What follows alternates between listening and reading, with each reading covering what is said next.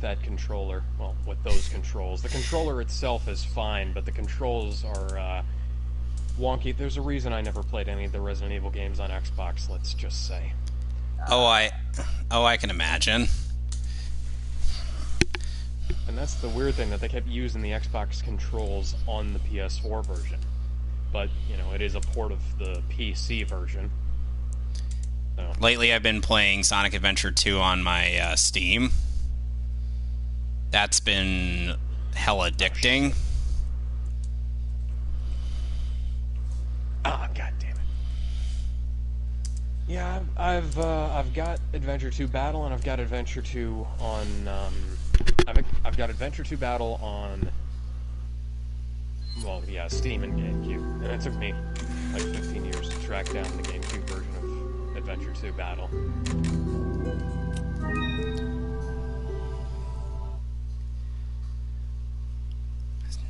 And now you can just download,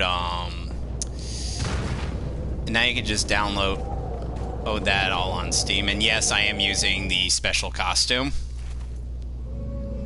Got something that might interest you. And the Steam version has a bunch of stuff that patches back the Dreamcast lighting effects and texture effects that were missing from the GameCube version. Good.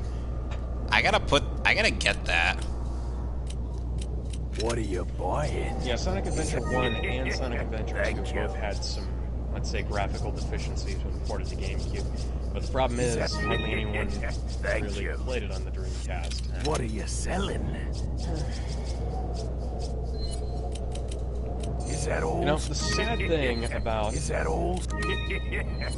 Evil 2 and Resident Evil 3 is that you'll probably never get anything but the remakes on PC or modern consoles these days, or at least in any kind of playable form. Because, or at least decently playable form. Resident Evil 3 has textural problems. Is that old? The audio is at like half the frequency of the Dreamcast and PlayStation versions, and it's just overall has a bunch of small issues that assemble into one very large, mostly unplayable game.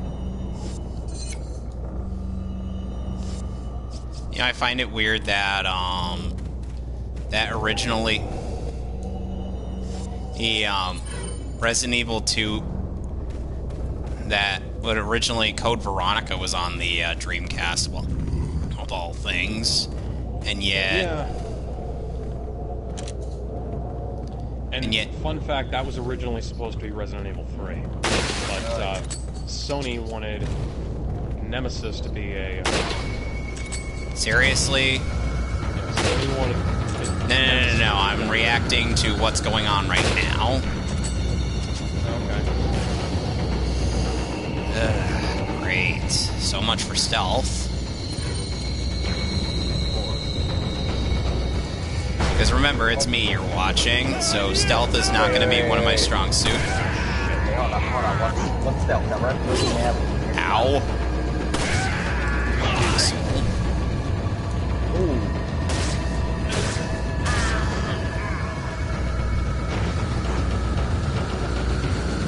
Oh, crap.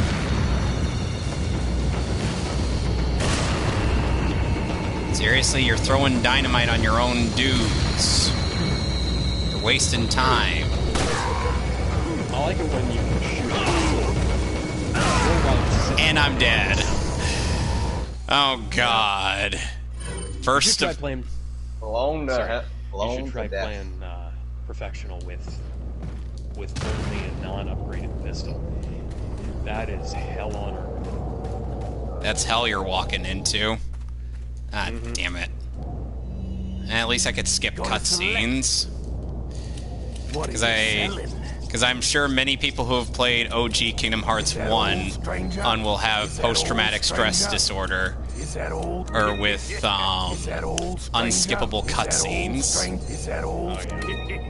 Unskippable cutscenes. Thank you. What are you? Just buying a bigger case. Thank you. I'm gonna buy this. Because... Thank you. Is that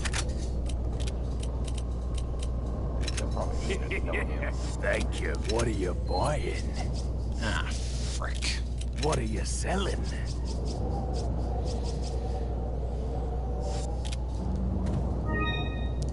Well, I needed just to kind of heal up because I want to save my herbs. Sadly, the RE2 remake has taught me a couple things, which is waste the first aid sprays, save the friggin' herbs.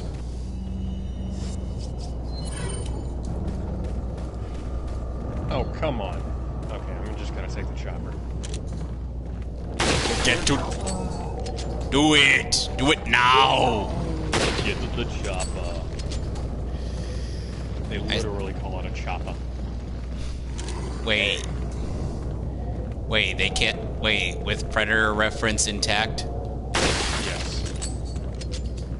Okay. The update came with get to the chopper.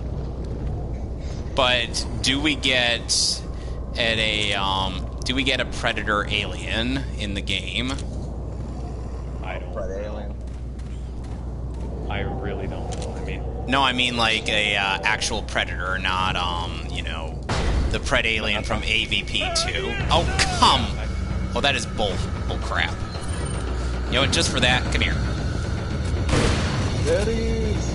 I don't know. There might be something like that.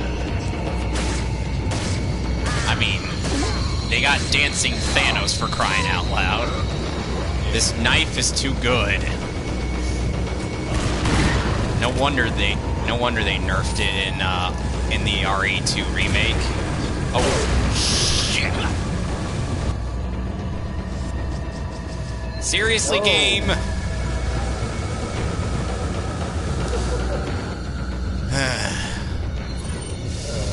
You are having fun at my expense. Hey, dude, nobody works. You fuck out with PPE with crocodiles. Oh ha ha! Oh ha ha! That's very funny. Like, the game fucked me over with that fucking reason. Alright, got some rifle ammo, shotgun shells. Well, if anything, these village idiots will at least kill each other. Yeah, this ain't doing.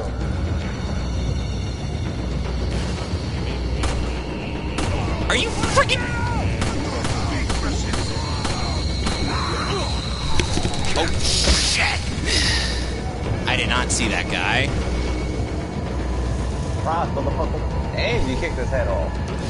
Well, that's something that can happen. Damn.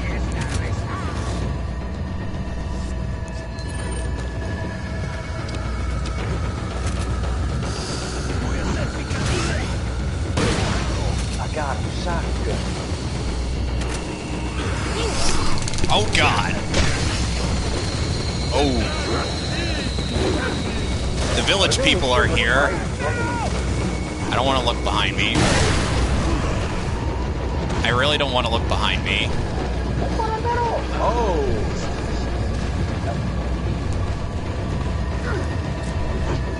Oh.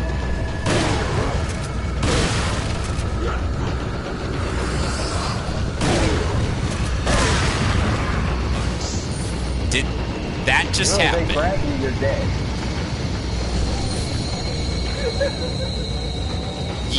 Did that just happen? God damn it, telemarketer.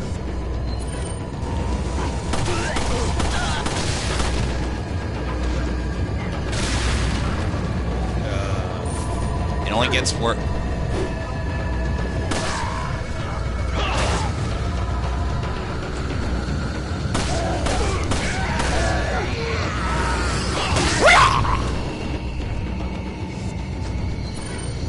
Alright, one shot, Kennedy. Make this count.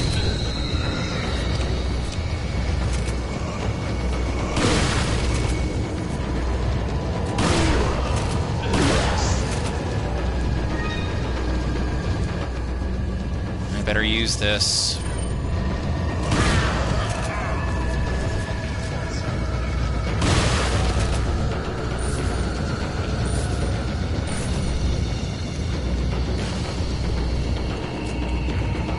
You know, part of what got me into wanting to do a professional run of this game was Maximilian Dude's professional run highlights on his channel. You should give it a watch. It's really funny.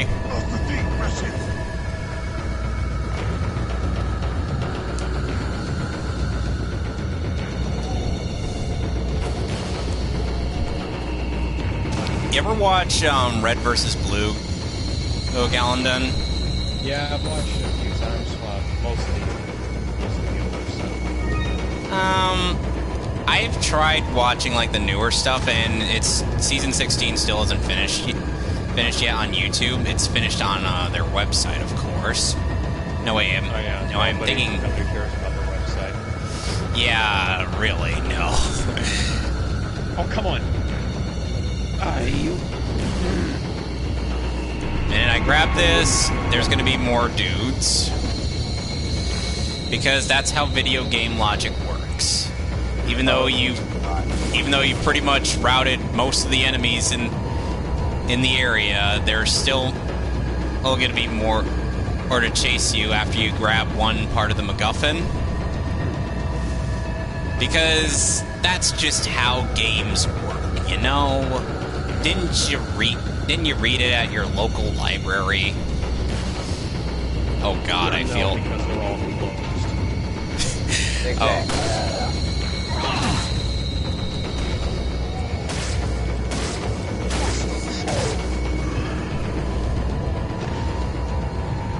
Come on.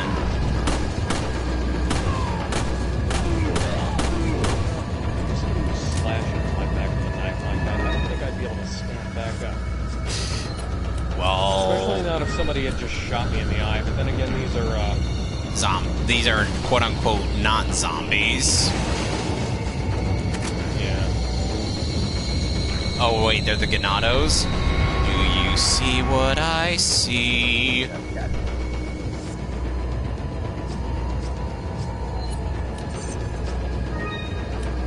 Alright, so now that we've combined the treasures, we can move on. I gotta see if I can get... Hey, GalanDun, do you have RE5 on PS4? Yes, I do. We've gotta do multiplayer. We gotta do multiplayer on that. That can actually be online? Yeah. I thought that was local only. No, you can do it online. Fran and I have done it, and me and Sunny, and you've also done it too. Okay, how the hell do I get down from this platform? There's a platform up here on this power thing, and there's... Wait a second. Oh, come on. The power lines are zip lines. That... Okay, go fuck yourself, Gabe. He's playing Fortnite, Fran. Oh, okay.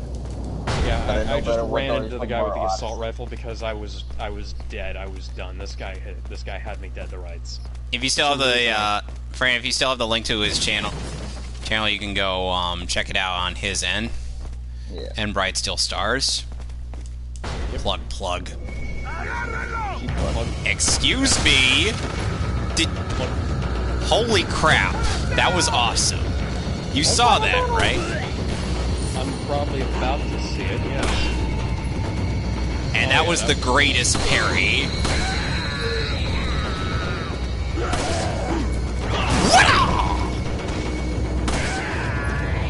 And on the Yo Video Games playthrough of this game, before Max did his professional mode run, there was like... God... Friggin' Klepto! Leon, you are a friggin' Klepto. You just gotta grab all that junk. Remember, Kleptomania kills. Yeah, well, I'm not the one grabbing all this crap. Yeah, but you tend to be fucked all the time. Yeah, but I wasn't intending on grabbing it. I was intending on kicking him in the face. Still, you tend to be fucked all the bad time. That's the Assassin's Creed problem. where you've got too many things mapped to the same button.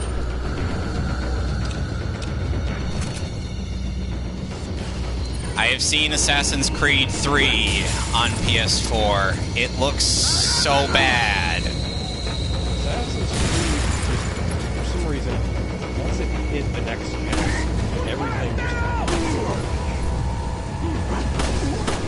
What the hell is this start? Oh, come on! I crouched! No, you didn't. That is... You clearly took it to the face.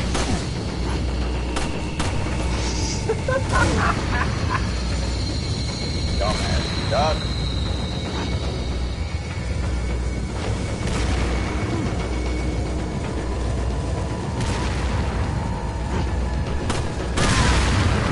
Oh, that was cool. There we go. There you go.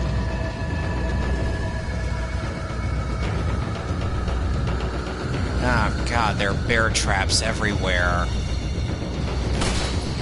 Yeah, wouldn't be surprised if you step on one and die. And I have to waste ammo shooting them. Do you have any idea how that feels? Oh, come on. I didn't click that. Behind one button. Yeah, you gotta fight your friggin' custom me. Friggin' make sure you shoot the bear trap first.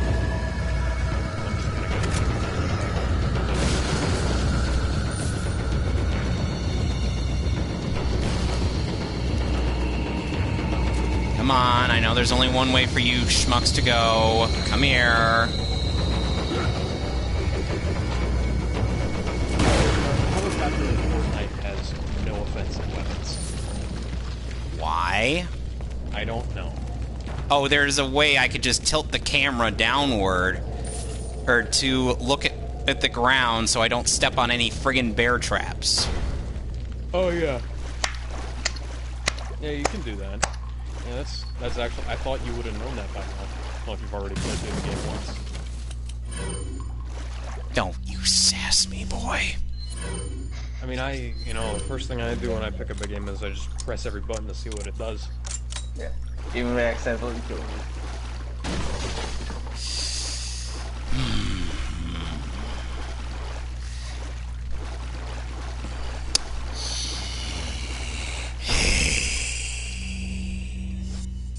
Why do you sound like a rabid animal? Maybe I am one. Yeah, not like you can get to us right now, so. It's true for you. You, because I can't even go visit you. Yeah. He's in New Haven. It's like we both live in the same state, but now we're just like... Now it's just like... Now it's like, even if he wanted to, he can't even leave his place. I could. I just don't want to take that chance. So you don't want to take the chance that someone could get you. Or someone could get you in trouble. Or something. Yeah. Funny thing more is... like I don't want to take a chance to end up getting sick and not able to work. That's not that likely. Yeah, it really isn't. Yeah, true. Still. You're more likely... trying to think of what's a more likely statistic of happening instead of him actually catching Corona-chan. Yeah, I mean, finding a 12-pack of Mountain Dew Baja Blast. That's true. Season, yeah. And I've seen a few a while back at work. Okay.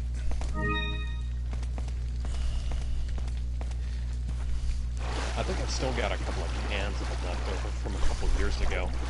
Oh, wow. I'm sure they're stale by now. Oh yeah, they are. Probably by now. I also have that last can of Sweet Mango Heat that I've been saving. Mango liquid refreshment. Hey, Sweet Mango Heat was the best flavor. I was making a Tiny Toons reference. Aside from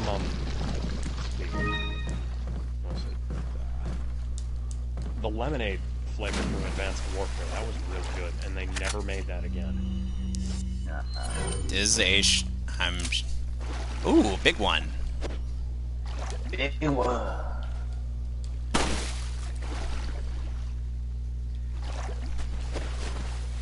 I do remember, you pick it up, it's not going to tell you if it weighs 10 pounds. Oh, and I already... Who throws a flash grenade inside of this? The villagers. Well, they definitely didn't throw it. It probably would have been dropped, unless, of course, they're too stupid to actually, you know... Pull the pin. Yeah. And I just realized that's entirely possible. And they're able to kill the fish. Oh, one of the best ways to grind up money, find a place full of crows and just, like, throw a flash grenade.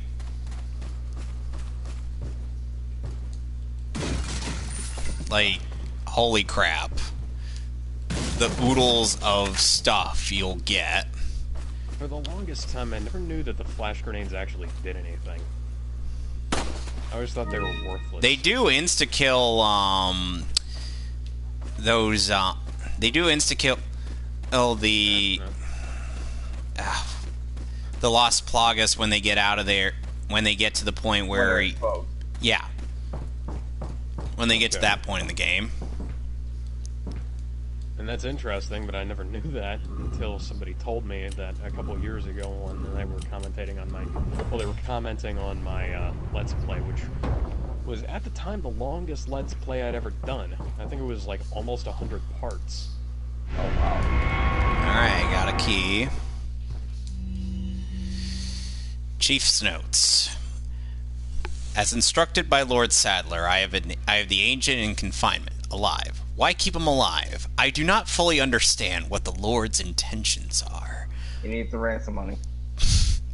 I would, however, think he'd keep them separate, not confine them together, as he has been ordered. I don't expect Louise would trust a stranger, but if by chance they did cooperate, the situation could get a bit more complicated. If for some reason an unknown third party is involved, I don't think they'd let a chance like this slip by. A buddy cop movie. But maybe it's all Lord Sadler's ploy, leaving us vulnerable so that this third party will surface, if they even exist, that is. One sec. Almost sounded like you were reading that like Solid Snake. No, it'll be another 30-minute cutscene.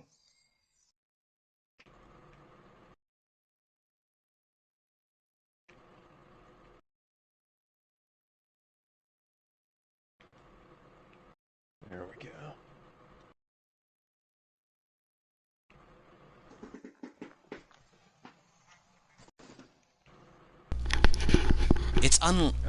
It's an unlikely possibility, but if a prowler is already among us, then our plans could be ruined. I guess the Lord thinks it's worth the risk, if we're able to stop whatever conspiracy is at work. At any rate, it's the Lord's call. We will trust his judgments, as always. Even though his judgments make no friggin' sense. And could possibly kill us. Yep. Clearly, they do not know, the man that is Leon S. Kennedy. No. Now, I always thought that it would be a great idea to have a Resident Evil Metal Gear crossover. Didn't they already try having zombies in Metal Gear once? We don't talk about Metal Gear Survive. Oh god! Oh god! Ow. Oh, god damn it. His hand! Oh, the stench of defeat!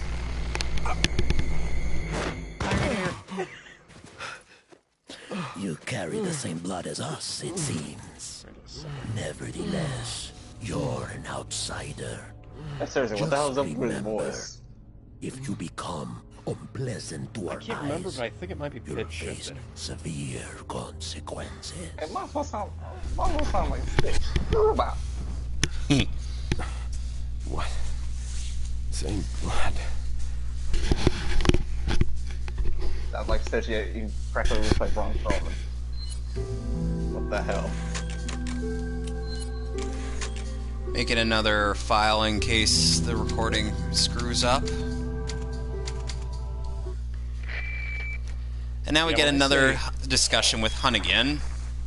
Leon, I've been able to get When some I say new Resident info that Evil might help Metal Gear you. crossover, I mean like Solid Apparently, there's Snake a religious and the cult Stars group involved. guys. They're called the Not Los Illuminados. Zombies in Metal Gear, like Survive. That's a mouthful. Anyway, You know, I had an Hunnigan, that unexpected information run-in would with have the been a big cheese lot of this useful a little But you're bit okay, right? earlier, Yeah. don't you But he could have think? killed me, but he let me live. What's that And he mentioned something about quote me information that carrying the could have been same brought to my blood as attention them. yesterday? Whatever that means. Yes, when he was, you Carry the know, same not blood. captured by Ganados Anyway, and injected there are with more a parasite important that things could in solving riddles right now. potentially turn him You're into right. a zombie. Hurry and find that church, Leon. There's somebody in here. Why do I feel like somebody's watching me and I have no privacy?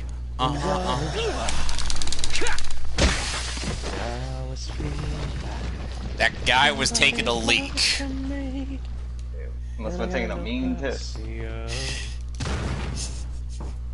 know, the first time I ever heard that song was in a abridgment of Sonic Adventure 1, where apparently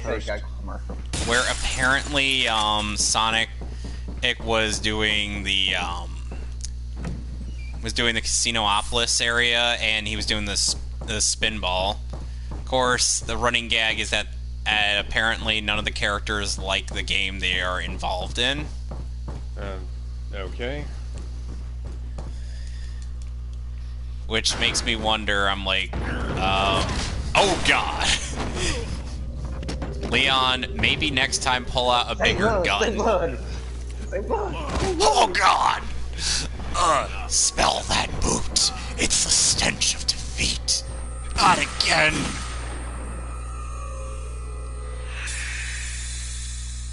Hotness. Lies. No, that's how you. That's how Oh, you never do it. mind. Oh, never mind. She's also wearing her special outfit. God dang it. Oh, Mulber's the film. Isn't that the one she wears in one of the extra missions from the PS2 version? I think. Probably. You know, I have unlocked Ada's campaign in this game. Oh, neat. She helps Leon quite a bit throughout this adventure. Yep. Even more so than what we see in Leon's campaign.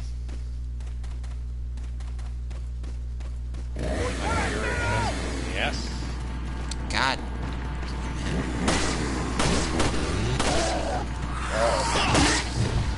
Chainsaw guy. Yep. Oh. I'm getting my incendiary grenade. Enjoy. Probably should have done that when he was up and about. Yeah, probably wasting way too much time. Eye closes, but no.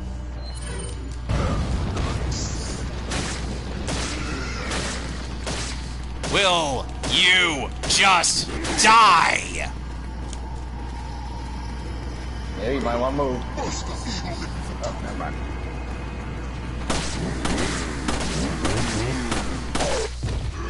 Oh, now he's dead. And I got a ruby. Nice. Now all I need is sapphire and I'll have part of Gen 3. No, you got the Phantom Ruby. The some of the You know,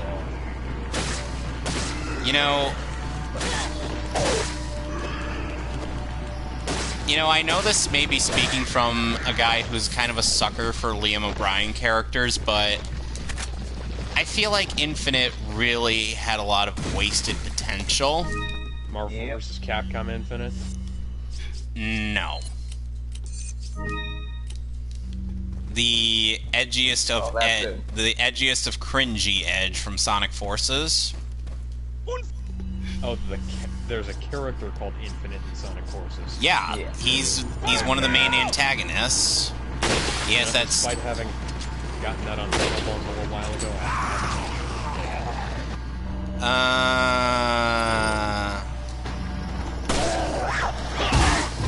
I'd say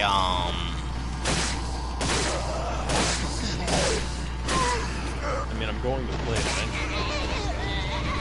Just haven't got it. I'd say, like, you could have fun with creating original characters, but I wouldn't really say that it's a fun package all the way through. And this is coming from a guy who will still defend Sonic Lost World. Yeah, Lost World's not a bad game. That game's fun.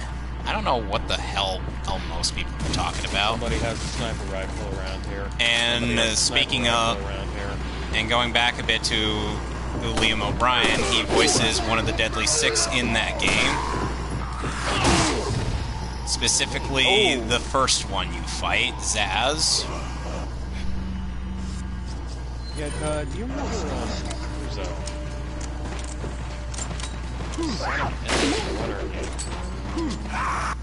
Yeah, probably a mobile game. Yeah. And okay, why are you using a rifle when there's like 5 people under you? Because I ran out of ammo. You suck. Yes, I do. We have established So that. speaking of, where are those shots coming from? I hear shots. Where are they coming from? Gotta.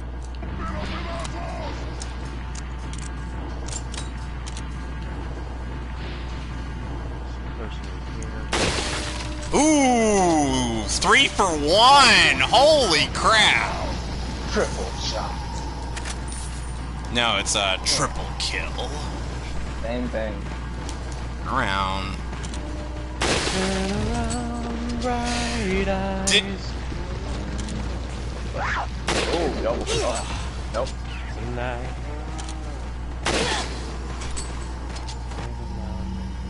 And once again, you're aiming freaking the suck. Oh, somebody's got a helicopter. you know, in this game, that helicopter pilot would probably be dead. Nice, right? You run away like a little bit. Well, it's a Resident Evil game. Of course it would be.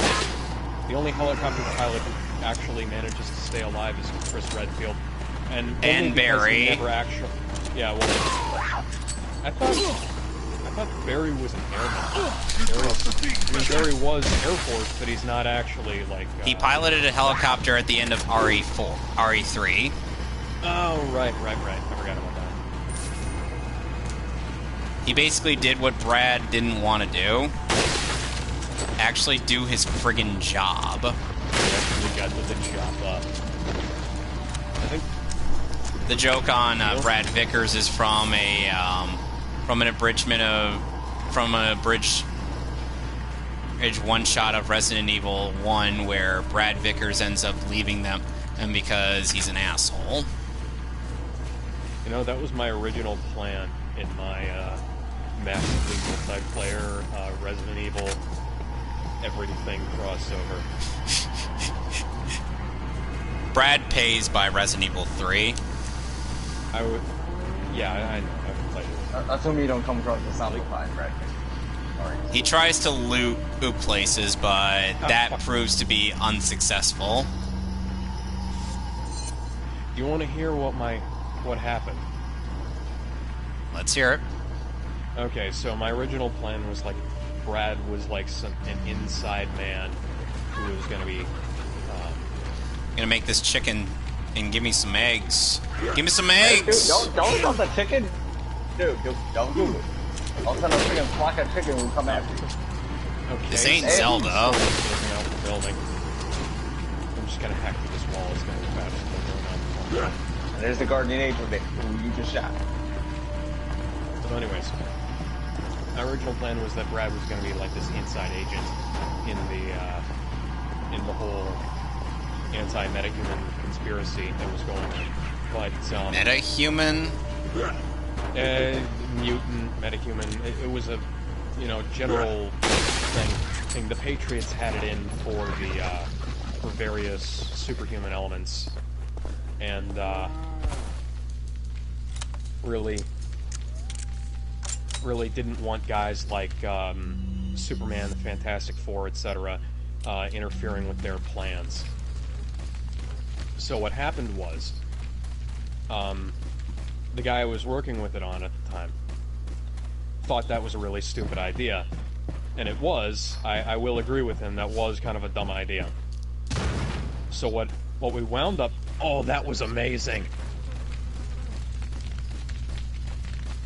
I zip-lined in and I shot a guy with a rocket launcher. And I took him out. That's badass. Oh shit, oh shit, oh shit, shit, shit, shit.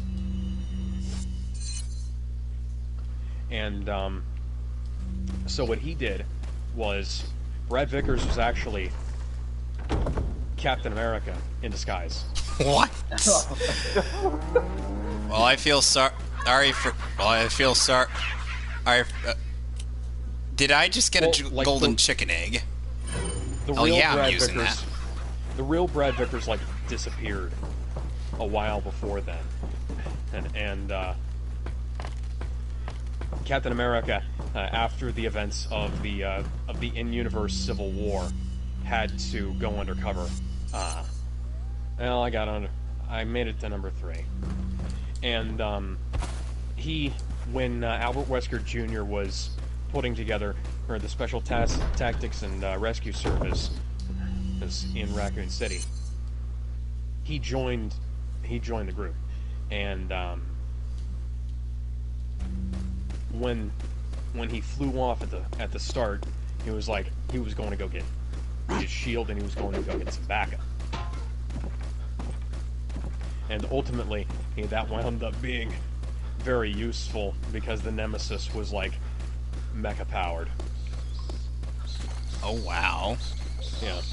And you want to know who Albert Wesker Jr. was? Besides, what's his face from Resident Evil 6? Okay, Albert Wesker Jr. is Kakarot.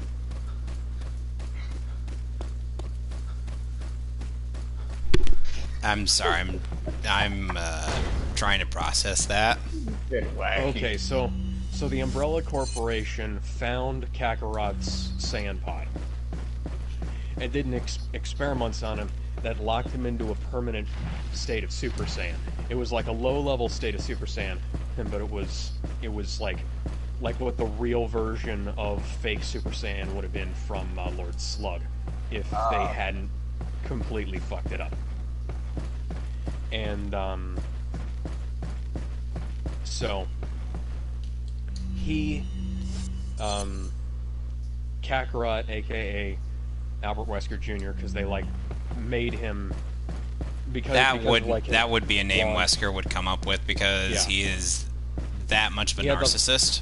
Oh yeah, and he was like Wesker's project, and so he went and served in the U.S. Marine Corps, and he traveled the world, went to Japan,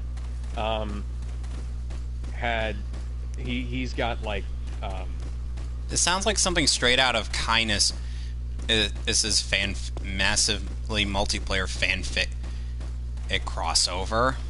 Oh, his kids are half Saiyan, half vampire.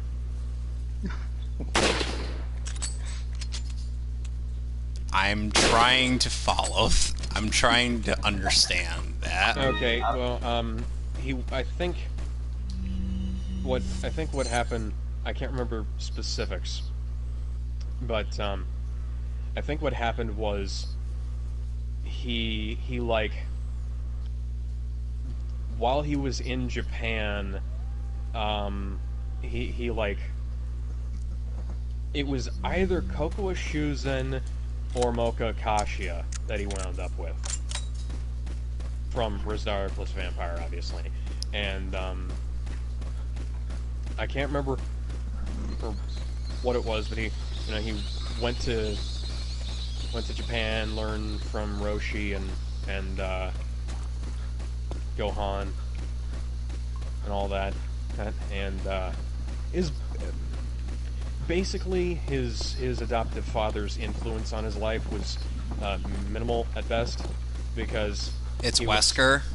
Yeah, I was about to say, hey, it's Wesker. He's really not that great of a dad, let's say. No, duh. Gendo Ikari, like canon Gendo Ikari, he gets Father of the Year award before in like a two-man and runoff, he gets Father of the Year award because Wesker's a fucking Wesker. Wesker's Wesker. That shaped like itself. Oh god. So basically, there was like so the universe that I was describing was basically like this fan fiction in series where first it was basically like a Digimon version of Dragon Ball Z that eventually got retold in its own version, in its own Kai version. Oh, interesting. And of course, Matt was Vegeta. Go figure. I say that because looks like Vegeta. And crap! I don't have the friggin' TMP. I gotta get that. That would really help with horde encounters. Yeah. Since I have the treasure map, I'm kind of like looking out for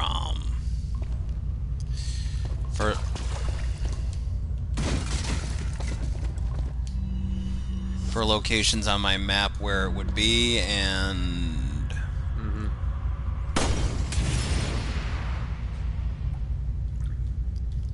I also did a weird Doctor Who-esque thing where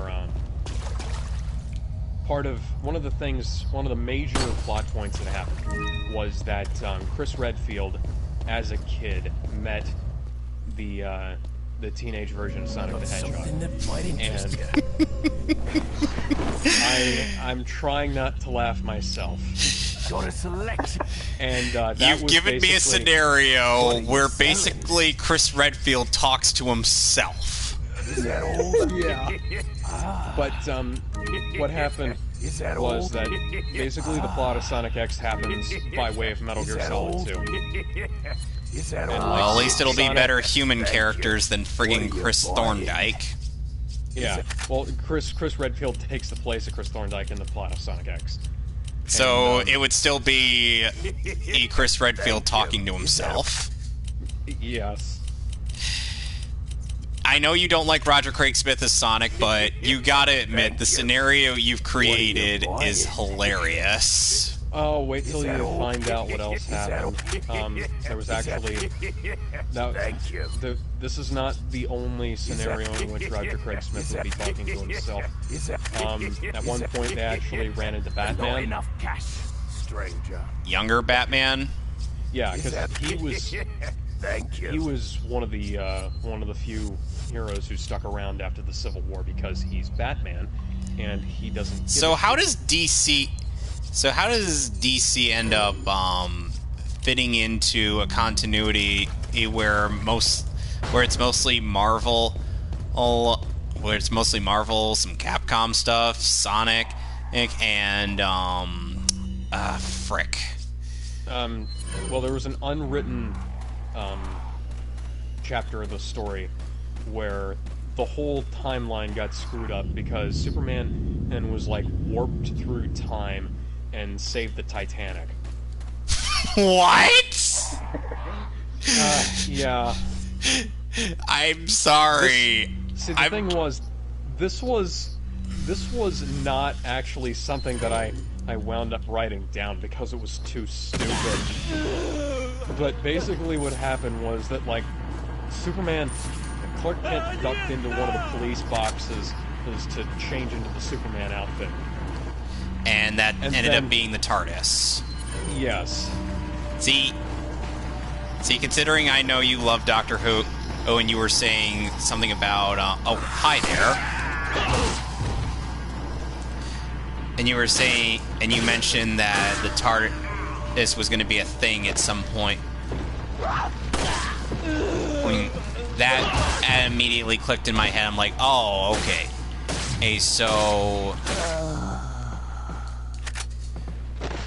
Okay, so this is going to factor in... Okay, so the TARDIS is going to factor in at some point in this. Yeah. Mind you, this is not a story that I wound up writing. I never actually determined what the major branching point for the timeline was going to be. But I did this was the original concept, and I never wrote it down, and I kind of abandoned it after a while. You probably would have wanted to write it down just because, you know. The fact is, if you had if you wanted to just make, if you wanted to make something, it's something I've learned after writing a bunch of stuff, but then like not having the drive to write it just because I had too much going on and too many thoughts running in my head. The whole point was that this was going to be a story told completely out of order, almost, essentially, mostly from Sonic's perspective, after a certain point in time. Will Sonic be wielding a gun? No.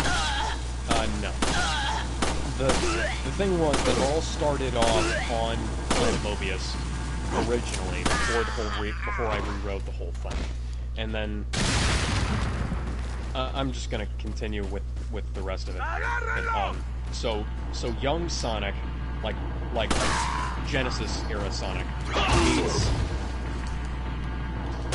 meets adult Chris Redfield after the events of Sonic X have unfolded in the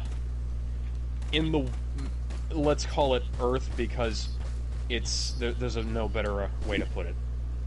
So on Earth, the events of Sonic X have already unfolded by the time that young Sonic meets adult Chris Redfield during the events of Resident Evil 1. Alright. And basically the events of Resident Evil 1 go down mostly the same, except for the fact that Sonic and Kakarot are there. And so they kind of take a few, shall we say, shortcuts. I can imagine. So and because Sonic is fast, he helps to. There's more of the Stars team surviving by the end of the whole scenario, than there was in the actual game. Ah, shit. So after that, they like went and did a bunch of stuff that I can't remember, and the main plot was like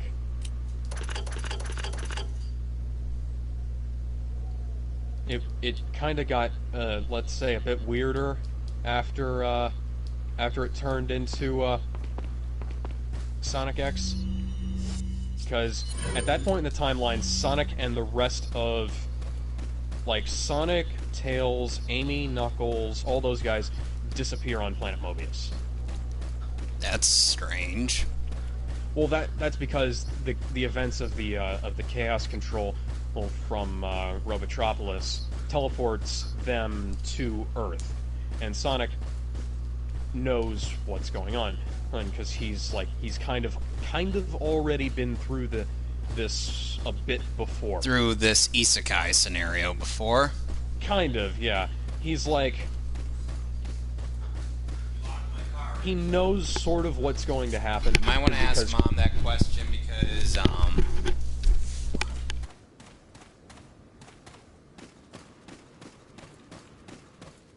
Anyways, he sort of knows what's going to happen because Chris told him a bunch of what was going to happen. And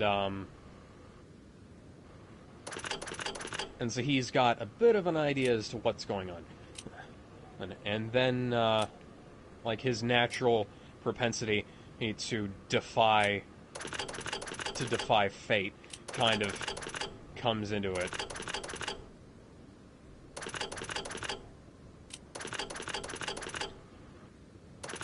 And so there are a few like predestination paradoxes in there, but there was a whole little thing where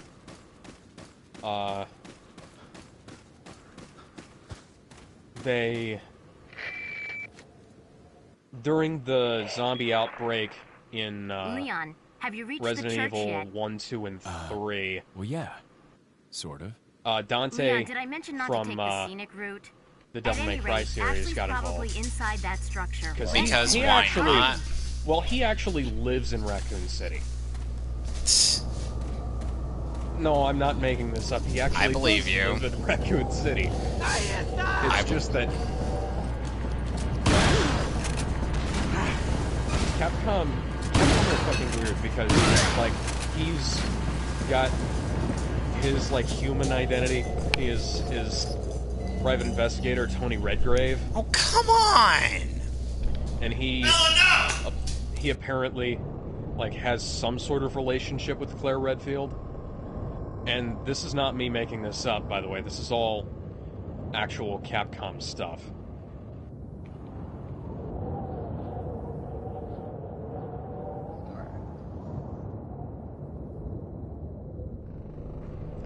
So anyways, Dante gets involved during that, and, let's see, well, while, like, Sonic and Chris take a little walk after Sonic showed up during, like, the events of Sonic X.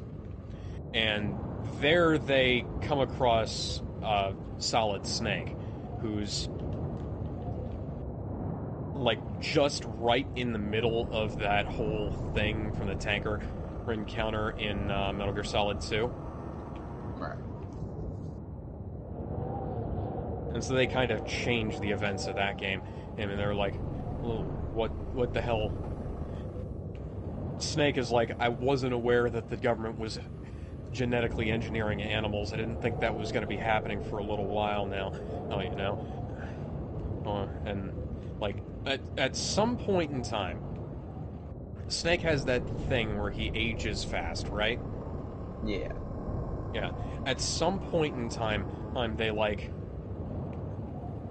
ran into, like, MGS4 era Snake.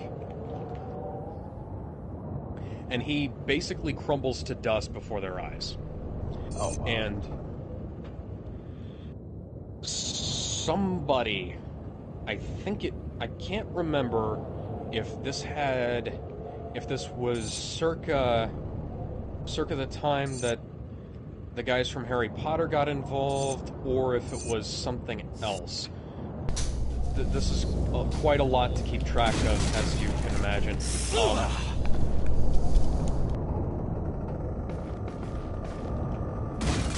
Oh shit, somebody's got a minigun. There we go.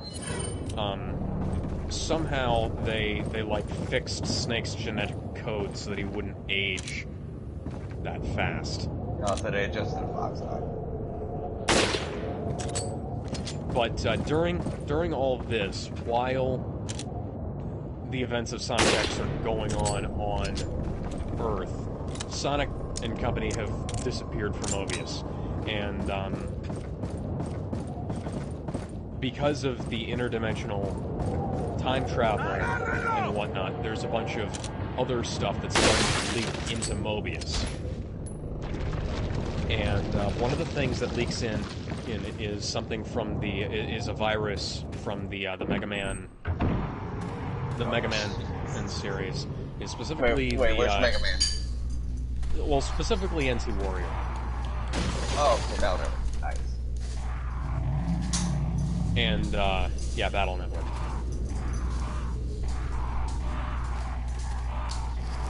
So that happens, and this virus has like, I can't remember if it was the Borg or what, but it like assimilated bits and pieces of various cybernetic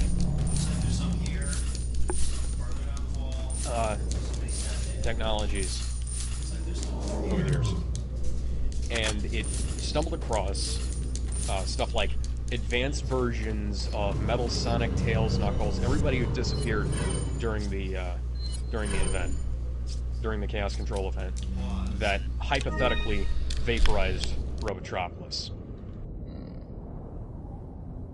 Now, obviously, Robotropolis was not vaporized, and obviously, neither were Sonic and the rest of the gang, but everybody on Mobius thinks that. Princess Sally thinks that, and all all the freedom fighters think that. They're like, Sonic is like dead, and these weird creatures have taken in its place. And it's like, there's like blood dripping from their eyes, and they've got these really weird looking grins and stuff. Can you guess what this might be? Just by my description of it.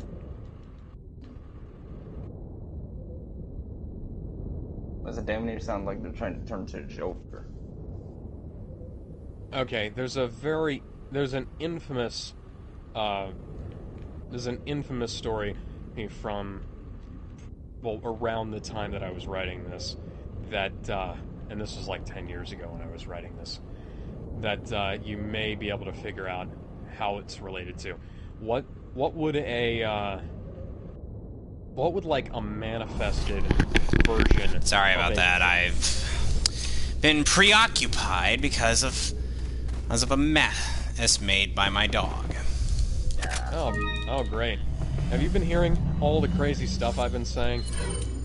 Bits and pieces of it. Okay. Basically, during the events of Sonic X on Earth, these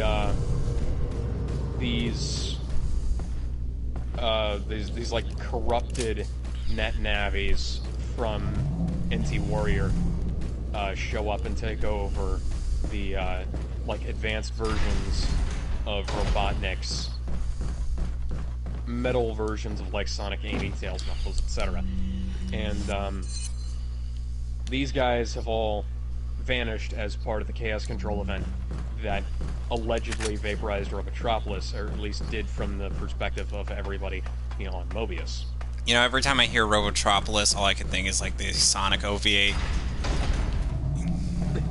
which is still one of the strangest things that I've ever seen.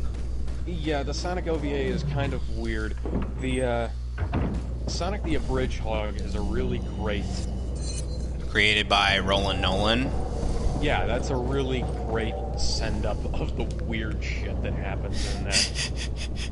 And he also made some bits with Mania. Yeah. Where the hell are you? One of my teammates is like below me, and I can't figure out where he is. I kind of knew Roland Nolan from this machinima he made a while ago called Smashers that he is yet to continue on.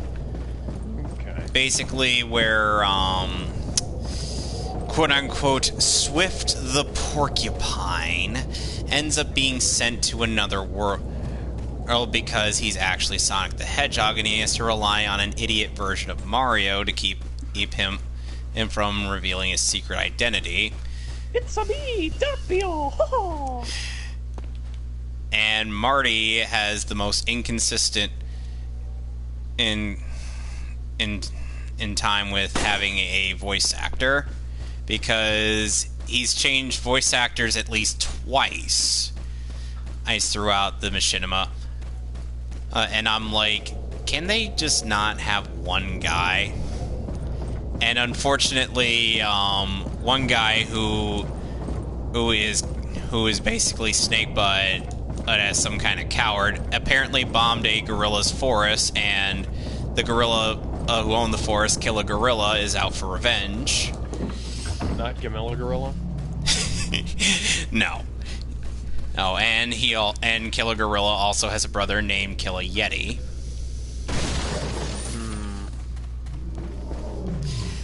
So, what do you think what do you think that eyes bleeding, constantly leaking, weird grins, things that are based on stuff from the NT Warrior / Battle Network.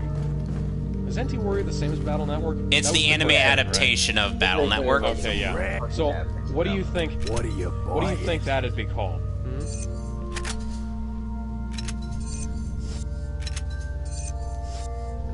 So I get the opportunity to get the Punisher, but first pistol is best pistol. Don't at me. Is that all? You're gonna at me, aren't you? Yeah. No, seriously, what do you think it might be? What do you think their names would be? What are you selling? Crap. Is that old strength? Is It's that based old? on Sonic. Is that It's old? basically a corrupted net What are navi. you buying? Maverick?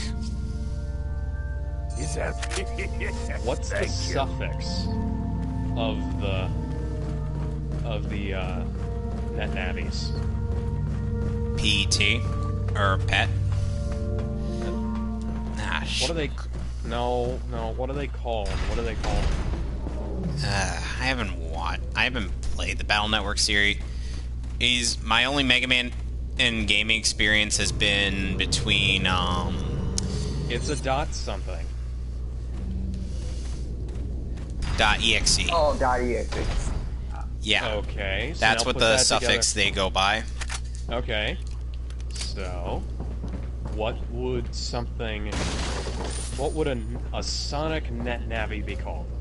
Sonic.exe. Sonic.exe. Now I get the joke. Oh, by the way, quick time Yeah. event. Press X to not die. Matt. Yeah, basically that whole thing was a big send up of the concept of Sonic.exe because it was I had the great idea to come up with some kind of actual explanation for it because I thought it was so stupid, and I just mashed up a bunch of stuff from all over the place. Like I was thinking, well, that sounds like if it's like a corrupted thing like that, because it sounds like some kind of corruption, obviously. I figured it would be like something like, well, maybe it was something from the Umbrella Corporation, and then that was where the Sonic Resident Evil thing came in, and then I had the idea, well, that's not enough, because like they're not just, You know, at like, the very least, you at least have some. You at least can maintain more continuity than Paul W.S. Anderson. oh god, don't get me started on that. Hey, we gotta get a tangent out somewhere. Yeah. And we were gonna, and at What some was point, I was gonna suggest we talk about the Mark Webb Spider-Man duology. Oh yeah. Have you seen the effects in his version of Resident Evil 5 as compared to the actual Resident Evil 5? It's terrible. Yeah, the movie is somehow worse than real-time effects rendered on an Xbox 360. And PS3. Well, the Xbox 360 is slightly less powerful than the PS3, so I figured I'd go for the less powerful of the two, Just to be fair. yeah. I mean, high-end PS2 can say it.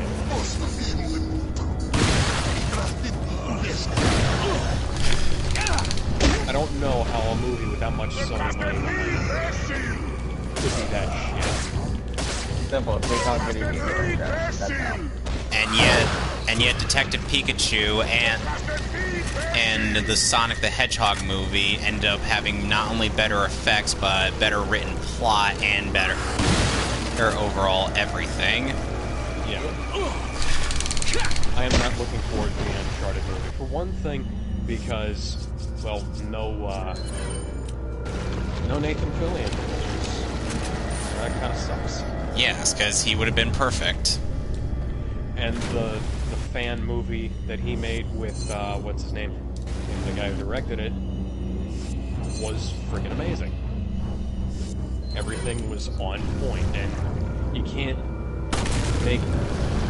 make Tom Holland sound or look as cool as Nathan Drake.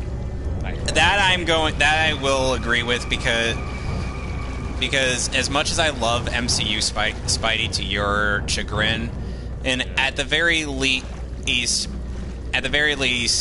like in some way he is Peter Parker. Peter Parker's not like, supposed to come off as cool unless he's wearing the suit. Because, he's a nerd. He's a geek. Yeah, I'd argue that he's supposed to come off as cool while he's got the suit on. That's kind of why I don't like MCU Spidey. Because he doesn't... He's the same. There is no line between the two of them. As much as he tries to make one, there is none. Well, considering the fact that he's in a world surrounded by much cooler superheroes, that's unfortunately quite a bit to live up to. As dumb as a justification as that is. Well, the way to be cool is to just survive. You mean like what Dante did? Yeah. But the thing is like, that's probably not going to be... That's probably going to be a lesson in a later movie, but... We'll never... You should have already learned by now. We'll never know. Will we? Well, there's one more MCU Spider-Man before they have to renew the contracts. I'm trying to be of an open mind when it comes to this, because I know for as much as I love the MCU, you do bring up fair points. Well, that's the thing. If you're as close-minded as you can be, and as pessimistic as you can be on and you'll never be and you'll always either be. You know, I say that. I can't actually say that because that's not true. Captain Marvel is a thing that exists. Yeah. I can't honestly say that. She is a thing. I can't honestly say that. Brie Larson isn't playing a character. She is playing herself. Not like in Kong Skull Island, where at least she was playing a character. Because I know for a fact... She was in that? Yeah. I haven't seen that movie. Okay. Her character is supposed to be like an anti-war photographer, who ended up... whom was able to get into a gig with the military stationed at that was stationed during the Vietnam War, that ended up getting taken out of there. And basically, it's like they're wondering, how did an anti-war photographer get in there? I'm like, because she's not taking pictures of war. I mean, that's an easy answer. Oh god, that snake almost killed me. Snake! Snake! Snake! Dun dun dun dun dun dun dun dun. Up so low you go down from pressure, swelling heart. I would not be surprised if that happens. Oh. I was like, not the smell of it, the fact that fart went in the general direction is what killed you. Okay, so in terms... Okay, so let's just discuss like the Mark Webb duology. Personally, you can't honestly call it a Mark Webb duology, because almost like more than half, I'd say at least, of TASM 2 is mandates from Amy Pascal. Yeah. Really? Yeah. Because the thing is, Mark Webb oversaw the reshoots, but he had basically no control over them, because Amy Pascal brought in the hacks who ruined the Transformers movies to, goody! Oh, goody. You know what's the worst part? That criticism does get brought up quite a bit in CinemaSins and in Screen Junkie's Honest Trailer for that movie. Yeah. Amy Pascal brought those doofuses in. I am directly below enemy scrotum. Yeah. Amy Pascal brought those doofuses in to rewrite the actually good script and wound up completely fucking up the movie. So basically, it's because of her that we ended up getting a crappy rendition of I Let Gwen Stacy Die. Yeah. Here's the thing. She didn't want to make Spider-Man. Then why was she...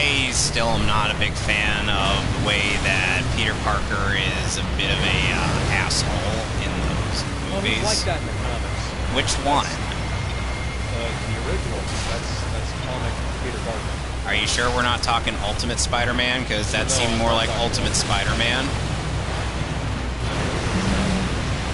Because that is Raimi's is more in style than Spider-Man. Really? Yeah. Like Ultimate Spider-Man, I think was where the Ultimate were introduced, and then there's also like obviously Venom is not influenced by Ultimate because Ultimate Venom. And I killed it But on my hell. without Oh my God. dying. How is that possible? That's actually awesome. I don't know. I've never done that. Oh God.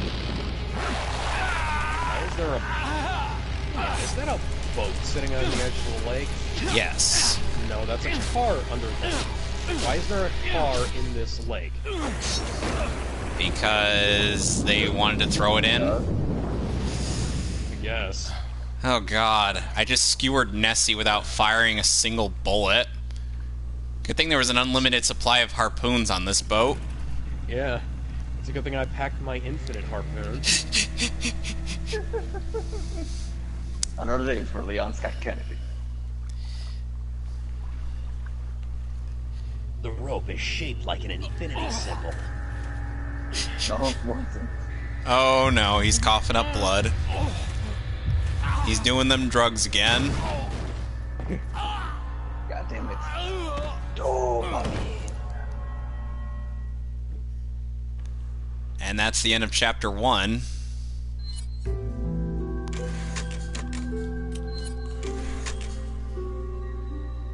Yeah, the thing about The Amazing Spider-Man was that it upgraded what was... It took what the character was about and upgraded. And I did not like that suit. day. That suit is disgusting. Well, the suit is homemade. That's the thing is that no, it's I mean I mean like this final version of the suit at the in the movie. yeah, that's a homemade suit. The final version. In The Amazing Spider-Man 1, yeah, that's a homemade suit. I That's, find like, that hard to clearly believe. You can clearly see that there's like I don't think they did that. But there's all kinds of stuff about that suit that's heavily Irma screams unrefined. homemade. I am trying my hardest to suspend my disbelief on that suit being on the remainder of that suit being homemade because it looks like it was made outside of home. It's been 6 hours since our Well, last transmission. it's got I'm like starting to get worried. those shoes. They're not lonely. specifically made Anyway, for I that purpose. started They're to running feel shoes. dizzy, and then I guess I Did you know they couldn't get Andrew Garfield for the Amazing Spider-Man video games? Maybe that has some connection to what the Yeah, village chief was I talking did about. that. They got Sam Riegel to voice Spider-Man in those games. I'm gonna Yeah, continue my that's mission. not awful. I've heard worse. And I'm like, so they got Donnie from Ninja Turtles to voice. He's Peter. But honestly, I have heard worse Spider-Man. Drake Bell was not a very good Spider-Man. No, he was not. He was a horrible Spider-Man. Yep. The guy who played Hercules, the guy who played the young version of Hercules in the Disney movie, was actually Josh Keaton. Spider-Man. Yeah, Josh Keaton. Yeah, Josh he was Keaton a great Spider-Man in Spider-Man. Spectacular Spider-Man. I actually own the series on DVD. Yeah, the series that they canceled so that they could make Ultimate Spider-Man, a show that nobody watched and nobody liked. One of the few saving graces of that show is at least having Steve Blum as Wolverine again. Yeah, by the way, why was Wolverine in that show? Because Wolverine. That's what I thought. Look, I thought I can't come up disliked with a good Wolverine. reason. It literally is just because Wolverine. If you want me to come up with a good reason, and it's because somebody thought it would be funny.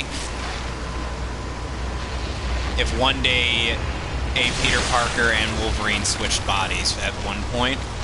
Oh, that happened in the Ultimate. Yeah, no.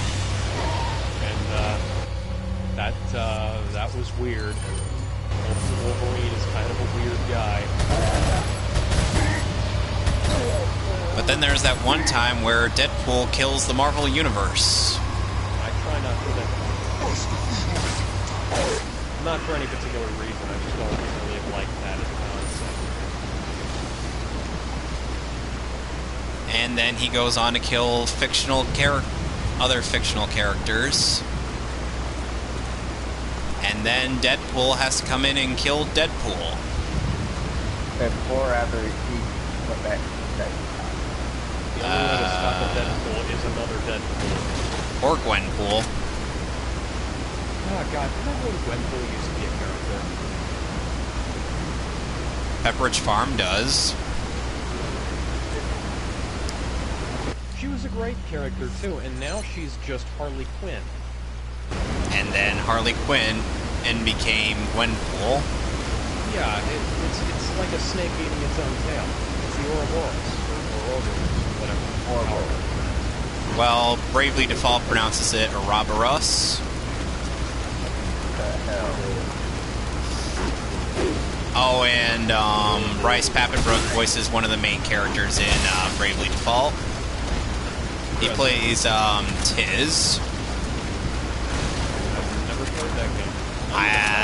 You should. It's really good, and it's getting a sequel on the Switch. I think I have it. Oh, and Spike Spencer's also in it. Oh, nice. He's ring a bell. That's literally his character's name. Harley Quinn and Gwenpool used to be their own. And then they made Gwenpool into Harley Quinn, and Harley Quinn became Lady Deadpool.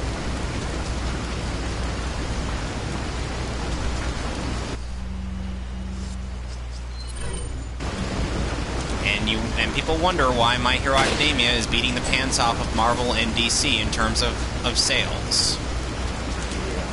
Gee, it's almost like not having a political agenda inserted into your own media actually helps with sales. Yeah. You know, it's gonna be nice. You know how there's this thing that happens in modern day Marvel, where they get Japanese artists to draw the covers, and this is in Japan. There was a one time when Marvel had a crossover with Attack on Titan that we never got to see. But Marvel gets these Japanese artists. Actually, one's got a hentai artist. Oh my. Oh wow. But here's basically what goes on. Marvel gets these great Japanese artists to do covers of the Japanese will buy them. And then the Japanese open up the comic, and the comic is this weird abstract garbage. We're like, what the fuck is this? And I thought that there's actually a fairly easy way to overcome that. What you can do is, well, if you're hiring a Japanese artist to redo the cover, you might as well hire a Japanese artist to also redo the inside art as well. And then while you're at it, just hire a Japanese writer to redo the story. And but they don't think. But they don't think like that, do they? Basically, what I'm saying is, there's more fake red news. By the way, buy Spider-Man Fake Red on Amazon. It's like $20, even with shipping to the United States. You'll get more. Spider-Man Fake Red is an amazing series. Wonder if Tom Holland's actually read that. He probably would. I'll bet you Michael B. Jordan's. Oh, I wouldn't doubt Michael B. Jordan's read it, considering how much of a Dragon Ball fan he turned out to be. Oh yeah, that guy's an asshole. Nice to see some nerd representation in in the casting there, but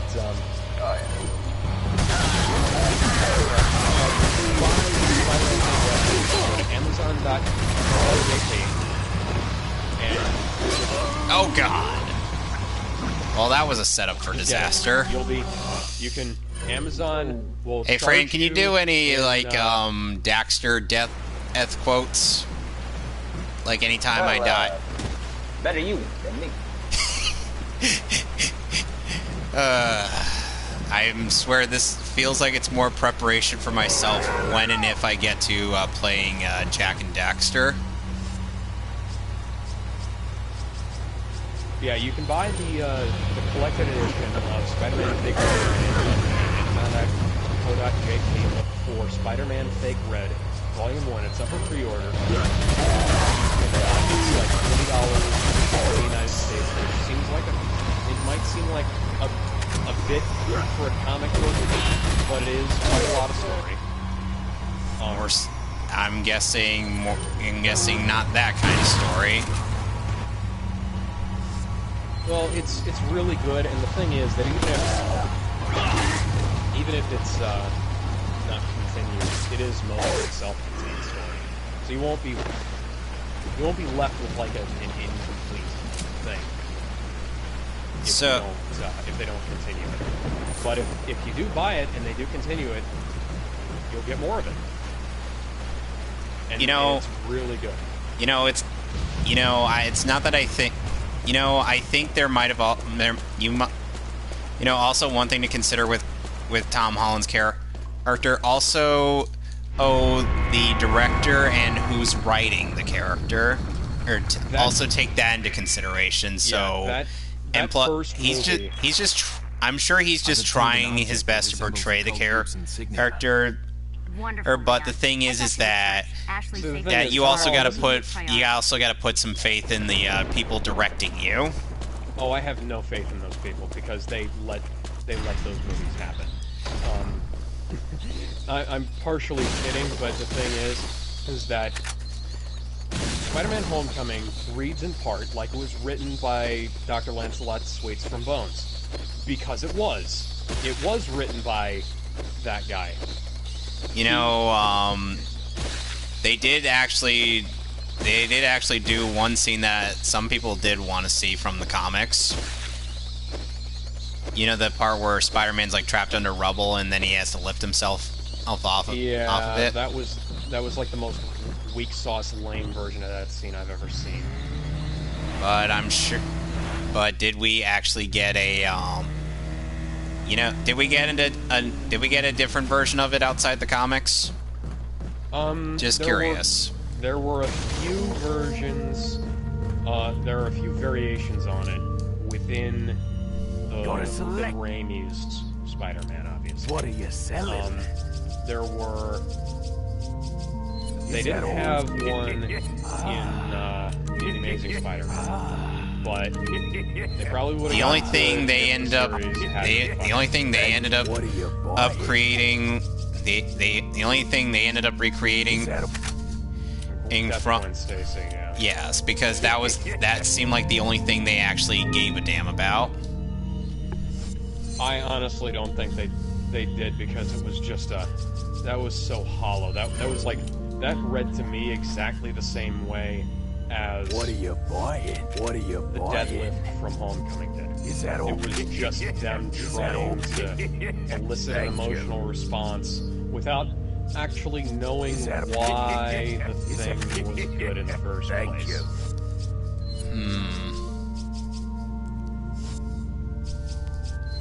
It's like when all those comic book artists and writers and whatnot decide that it's a great idea to just recreate the George Washington Bridge fall or the deadlift scene. And they reuse it and they reuse it and they reuse it, and it's just so hollow most of the time. Didn't they have a bit from the video game, from the PS4 game, where he does something similar to that when infiltrating Kingpin's hideout? I still haven't played that. Oh my god, you need too, man. Yes. I gotta hold the game together. It's like... Oh, and by the way, we're fighting El Gigante. Oh yeah, that was a shit fight. As far as I thought that's I didn't actually play the original. I did play a little bit of that. I mostly played the PS2 version. Isn't that the original? No, the GameCube. no, the GameCube. It was originally GameCube. Oh, I've never played the GameCube version. I make sure you copy I got actually. I actually have 2 copies. One of them's not in that great a shape. One of them's in mint condition. And the thing is, I only paid for the first one. So. I'm fighting this boss on professional. This is going to go swimmingly. I'm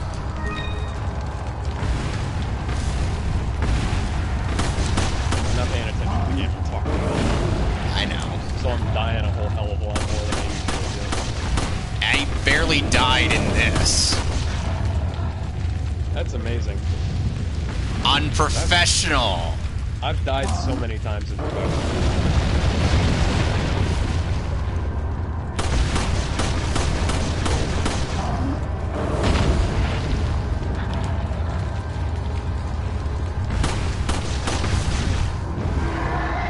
And now he's stunned.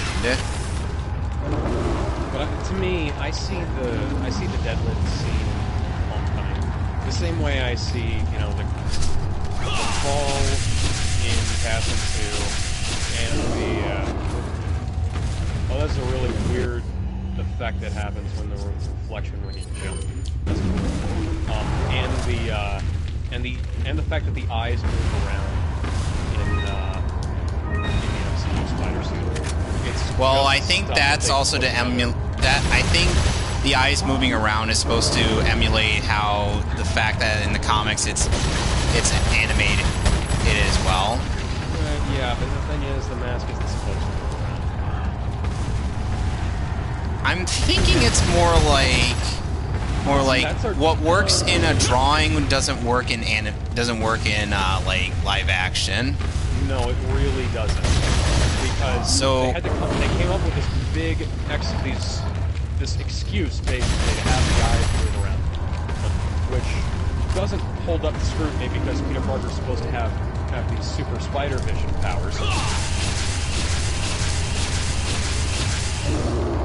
So far, I haven't even taken a hit from this big asshole.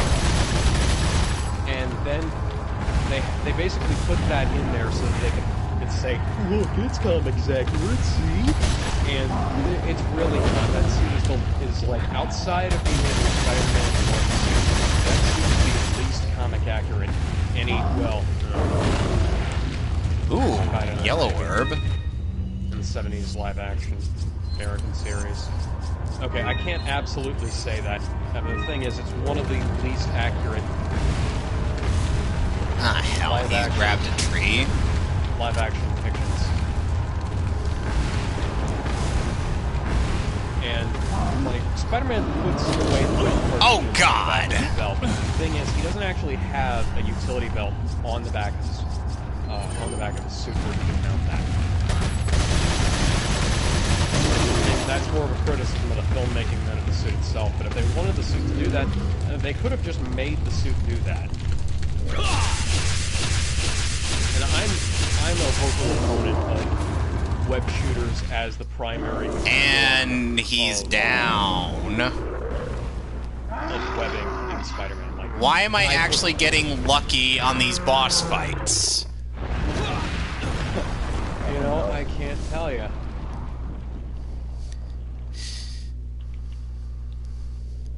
But I'm a vocal opponent of Spider-Man using web shooters, period. Hey, that's totally fine. Well, not period. I like them as a backup to organic webbing, but I don't like them as the only thing.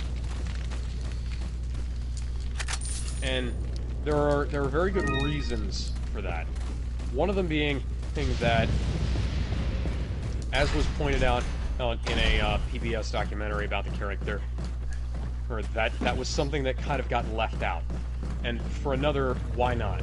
You know? There's no reason for him to not have the organic web shooters. It's just that, What are you buying? you know, he'll run out eventually, so maybe he'll make the synthetic web shooters and he'll have both. And that's a great thing that I think Spider-Man would really come up with. It's like the first time he runs out of organic webbing. Plus, artificial web is literally, it's one of those things that exists so that writers can hack their way out of bad situations. You know, I have to wonder if there's like anybody who's just as disappointed in MCU Spidey as you are and would want to like rewrite some of the plot out of like Homecoming and Far From Home.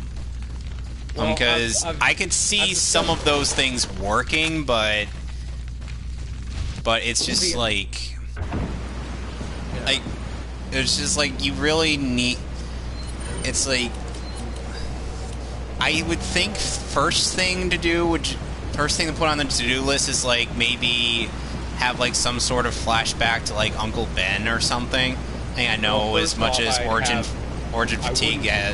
I know origin fatigue irritates a lot of people, but sometimes it is a necessity. Well, Uncle Ben's dead for like the 800. Yeah, it very much is a necessity within Spider-Man because now we don't know what the fuck he's doing or why he's doing it. Hold on a sec. Like he gave like he gave the power and responsibility speech for a version in Civil War. In Civil War, and then he acts like it's not really that big of a deal in Homecoming or Far From Home. Well, don't forget that it seems like the directors are that they're not directed, but that there's two different sets of people directing MCU Spider-Man in that scenario. For Civil War, it was the Russo brothers, and for Homecoming and Far From Home, it was somebody else. Yeah. And the thing is, the Russos and Marcus and McFeely have a vague understanding of Spider-Man. They don't have a good one, but...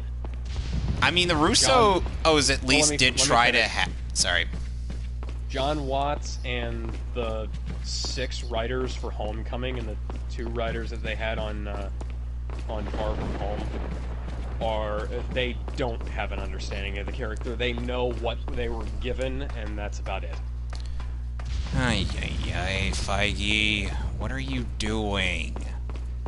Kevin Feige, to my mind, has never really had the slightest clue what he's doing. He just kind of throws things together, hopes they'll stick. Sometimes it works, sometimes it doesn't. And he doesn't... For as much as Disney's interference with Iron Man 2, Iron Man 3, and Thor: The Dark World were negative impacts, we also had the exact opposite of that coin when you've got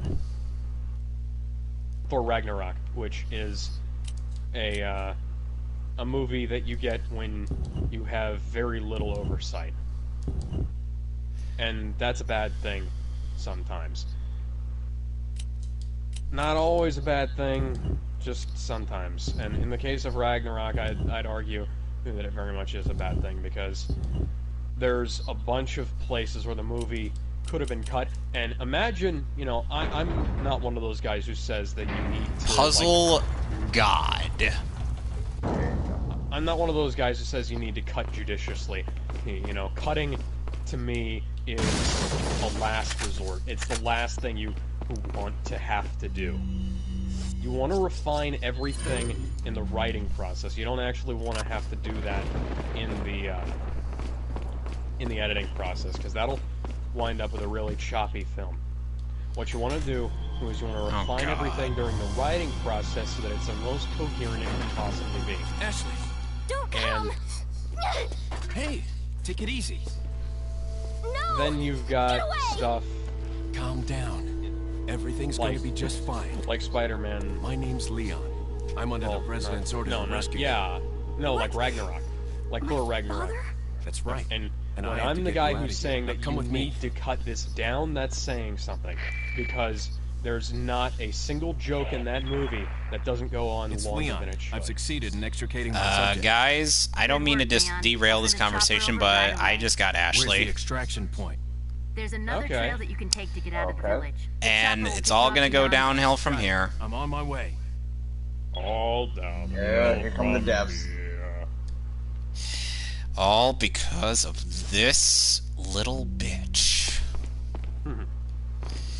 Who literally could die if I swipe my knife near her. As in, if she's standing to the side of me.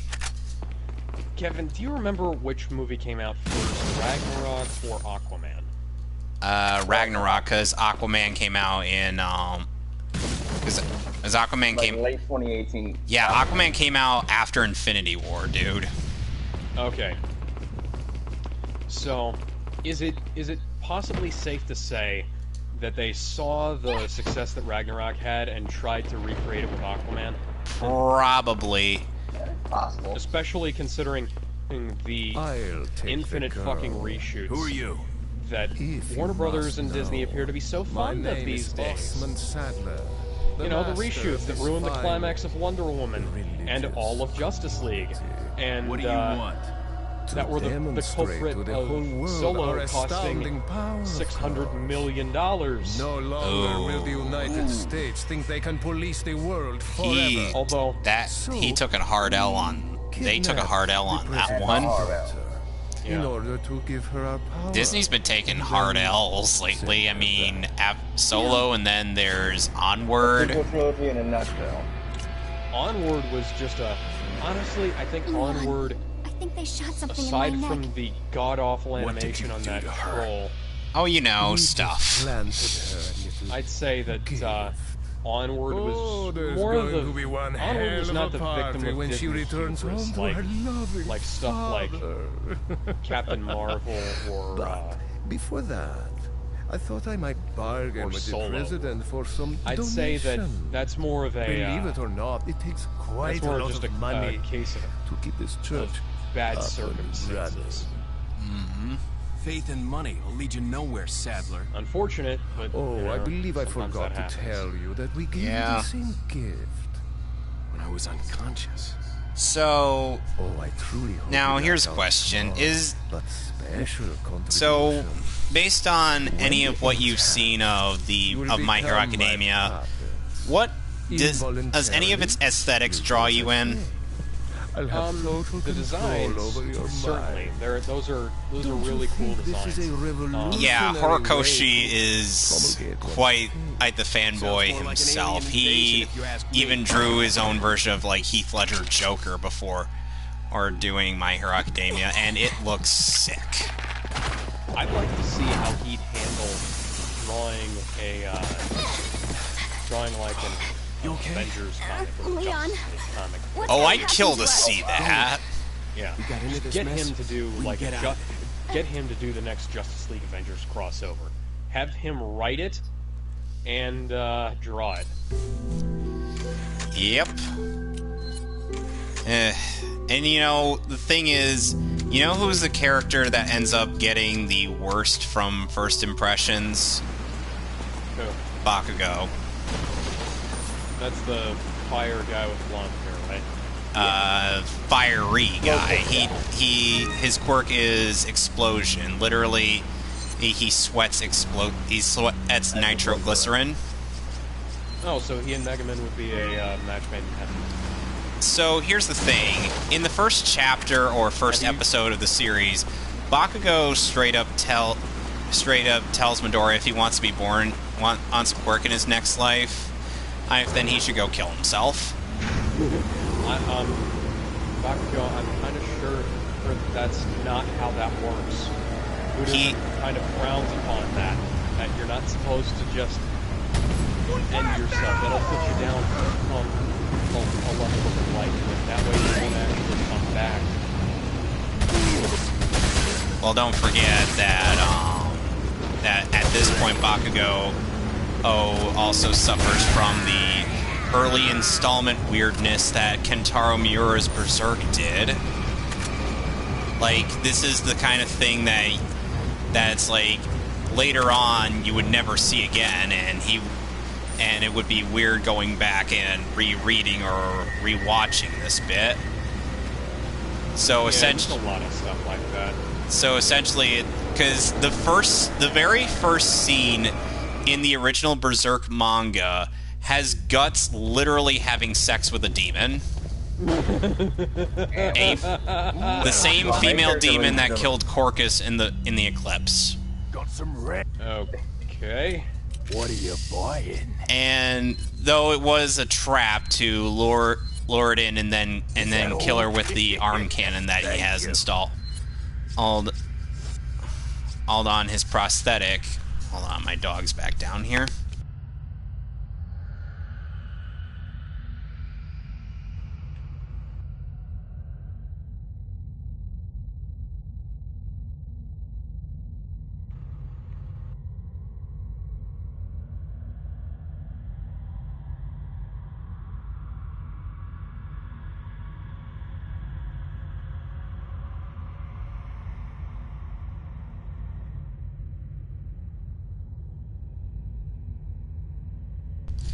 Anyway, I'm back.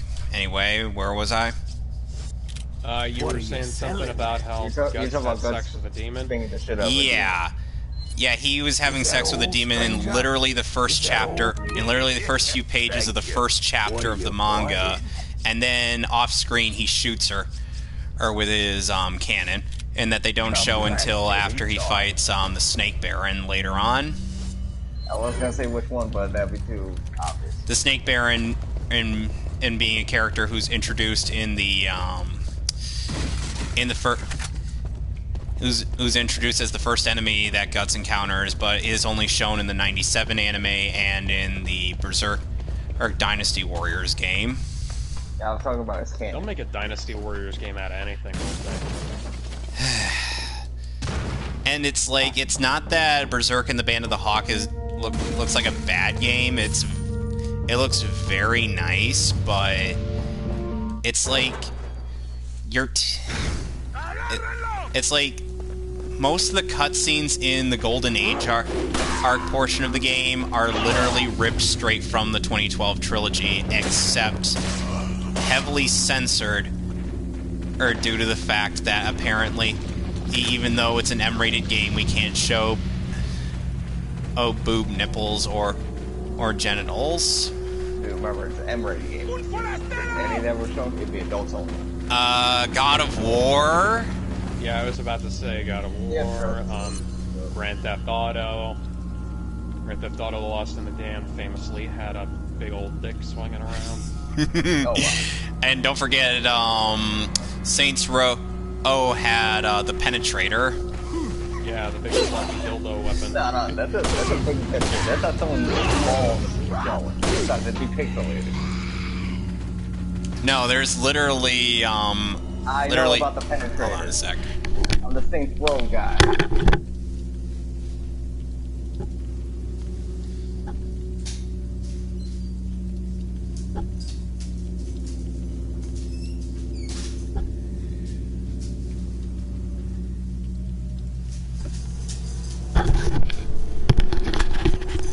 Anyway, hey, so, it's like, why even have some of these scenes if you're just going to censor it, or most of it anyway? And because it's cheaper than reanimating it. And it looks worse in the games because of that. Like a lot of the scenes look a lot worse, and even though there was a perfectly good English dub they could have used for the game, and they just, like, you know, they didn't even get NYAV Post to dub it, even though there were rumors that was going to probably be a thing. Because of course. Even though it would probably benefit greatly from an English dub.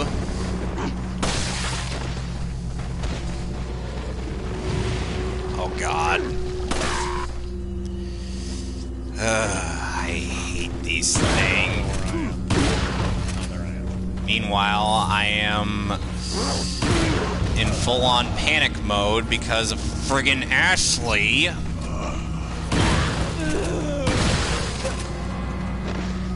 Seriously, as the game goes on, you will understand my immense hatred for this woman. She never caused me all that much trouble. I don't think I got that far in professional. Well, you're in for a treat.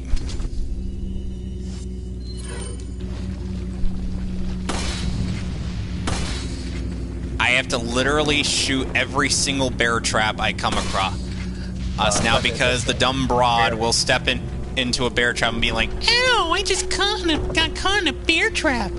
Oh, by the way, here's something that can mitigate the issue. Go hide in a dumpster, Ashley. Now wait there. Oh, that is not a dumpster. That's a freaking crate. It's a dumpster. No, I'll change trash bags in there. Do you expect them to have trash bags? I'm pretty sure they don't empty them that often. Fran, you think they have trash bags?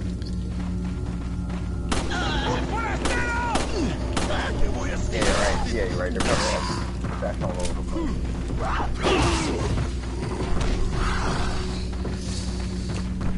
You know, funny thing, one funny thing that happened in Maximilian Dude's playthrough of both this and Resident Evil 5, I with one of his buddies from Yo Video Games, I think it was Steve.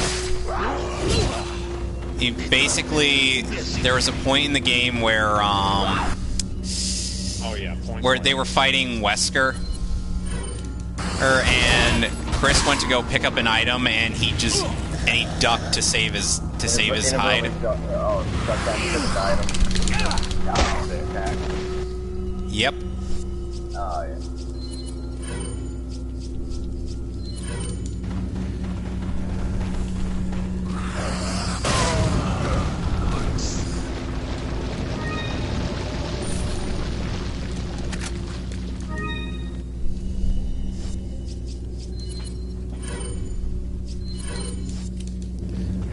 Call the woman.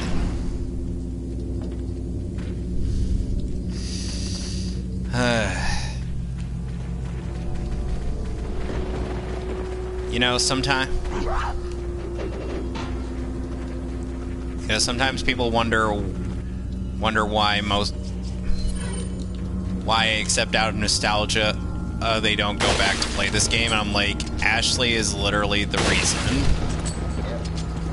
Because somebody should do a multiplayer mod for this game and oh god for a big damn it. Oh, you mean like they did? Oh, you mean what they? Oh, you mean Resident Evil 5, where they activated my trap card. Yeah. So basically, just wait on my flat?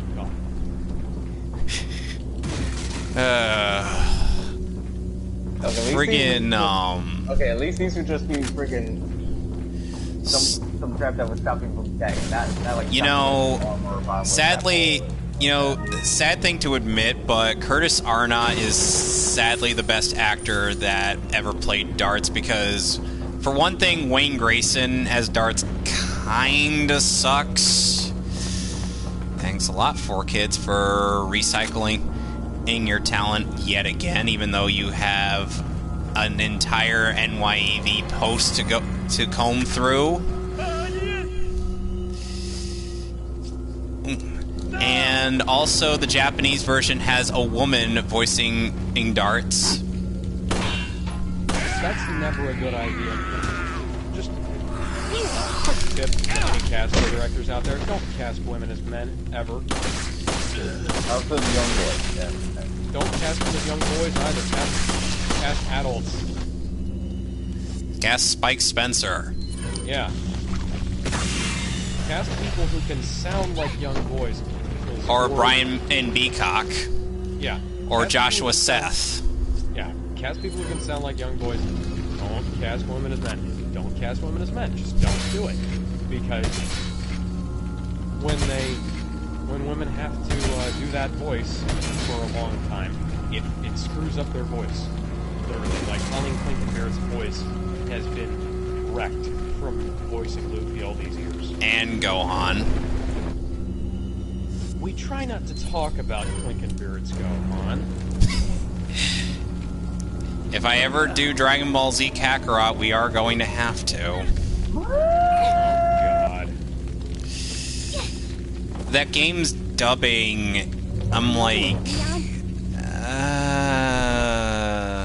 That's one of those things where why the hell didn't you just Funimation... reuse all of the lines from previous games? Welcome. Because according to Sabbath, they had to record new lines. Well, it's not just Sabbath. Sabbath's operating off of what the Japanese people did, because the Japanese side also recorded a bunch of new lines, and they also sound like shit, too. Thank you. What are you saying? Wow, really? Yeah, I wish I was kidding. Oh, God. I really do, too, because... Ryo Horikawa's Vegeta does not even sound like the same guy in Kakarot. That is sad to hear. Leon, I have some bad news. Among all the other stuff, Well, I'm afraid what's I have to tell you new? anyway. We've lost contact with the chopper. Someone must have shot Gee, it down, though we yet can't another determine who. Resident Evil chopper We're shot prepping another down. chopper for you. Get to Meanwhile, the I want you to chopper. head towards the Oh extraction no, point. the chopper got shot down. It's almost... Oh great, the Spanish Inquisition's back. I don't know what has been said, the president's daughter's good and bad. What are we What gonna the do, hell? Leon? Wait, what? It's a reference to an abridgment of... and they're about to be sandwiched.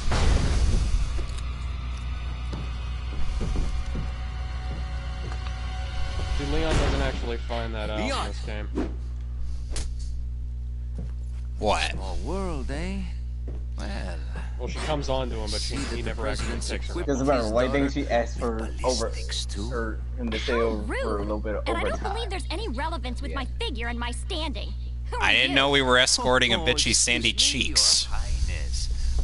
Perhaps the young lady Minus might the want to accent. introduce God. herself first before asking Or someone- Cindy Her Vortex. name's We could go with that, Ashley too. Graham, the president's daughter. Is she? Well, you Bro. know, don't worry. She's No, I cool. bet you you're Cindy.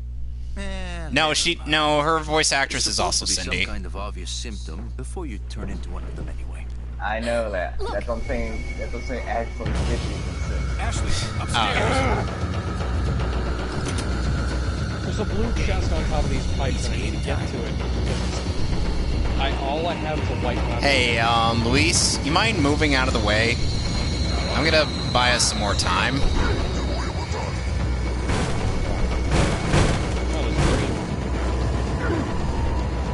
There's also a yellow herb in the house that I'm in. Why the platform? I don't need platforming. I don't need platforming in my hack and slash game, but Devil May Cry, I made it a thing. Okay, you got one. Devil May Cry 1 is from the 2000s. Everything had platforming. Hell, Leon Belmont's jump was less stiff.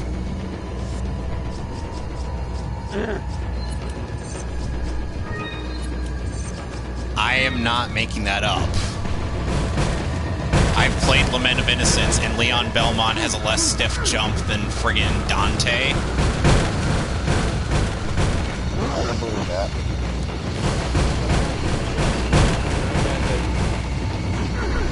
Only had a green one.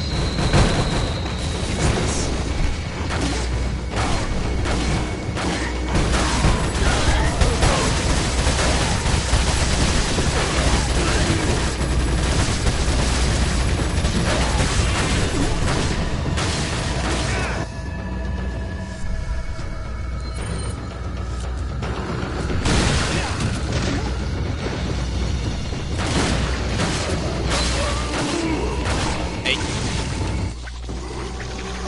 What killed me? What snuck up behind me and killed me? Yeah. That was Bull. Welcome. You gotta remember, people die if they're killed. Gotta select.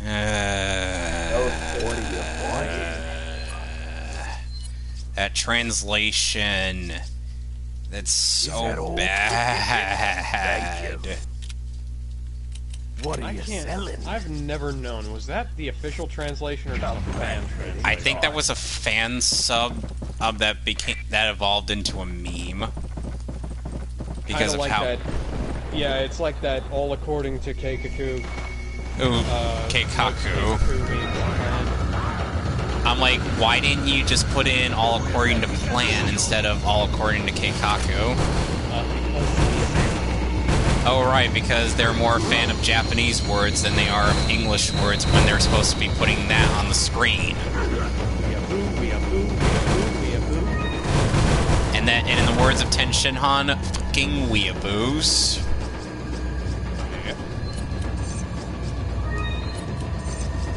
You know, I have absolutely no. I say this as I say the Japanese name for Tien as opposed to calling him Tien. That's one where you're actually justified using that because the American names are in some cases. Alright, we're doing some strat time. Luis, please move away from me. By the way, if you shoot Luis, he will kill you. Oh my god, I can see through his head. Oh shit. Nothing at all. Carolers.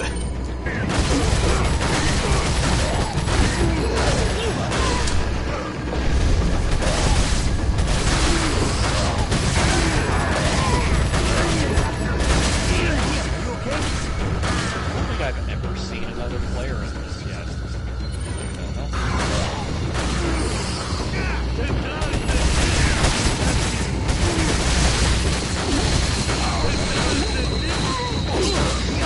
Oh my god.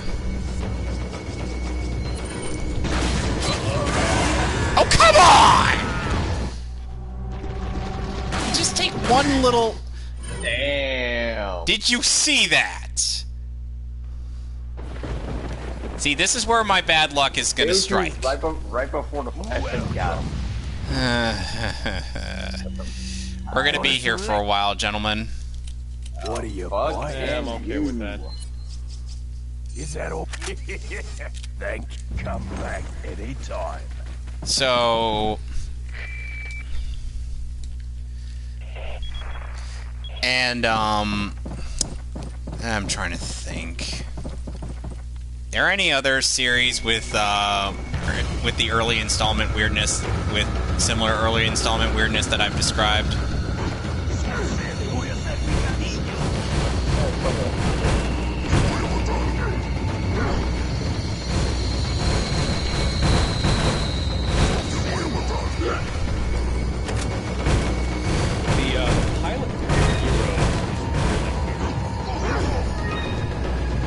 Siler actually shows up and he's not played by Zachary Quinto.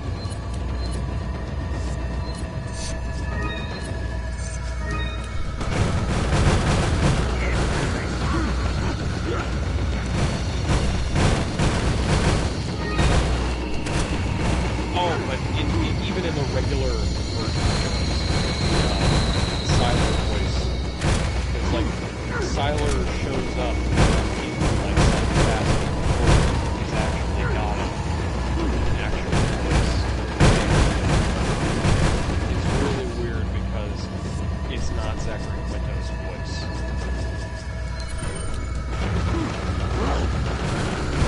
Come on, open up the door. I want to see that. I want to see those faces. Come on.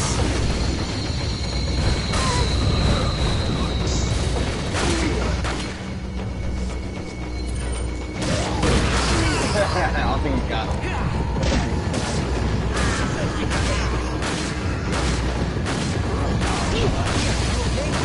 Excuse me, sir?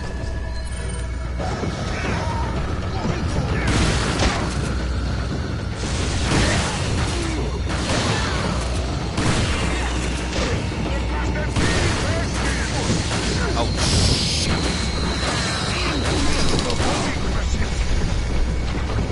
get up here. Let's get up here. Come on.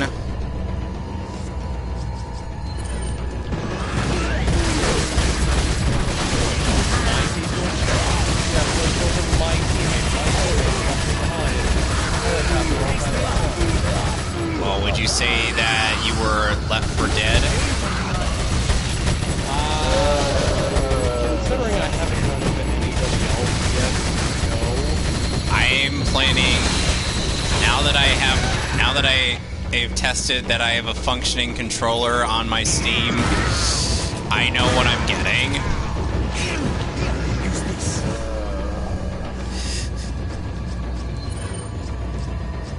It's not my nerves talking, it's my paranoia. Okay, come on, guys. Oh, wait, I can't. Ow.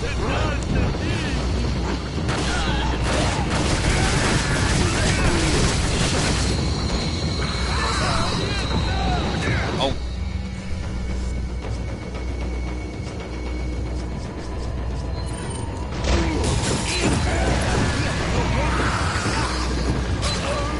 Damn it.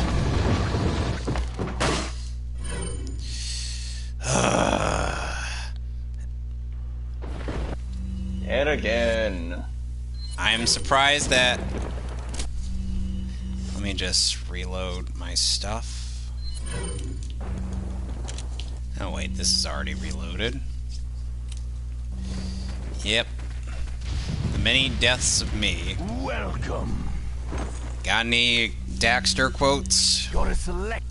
Step 1. Stay alive. Boy, Step 2.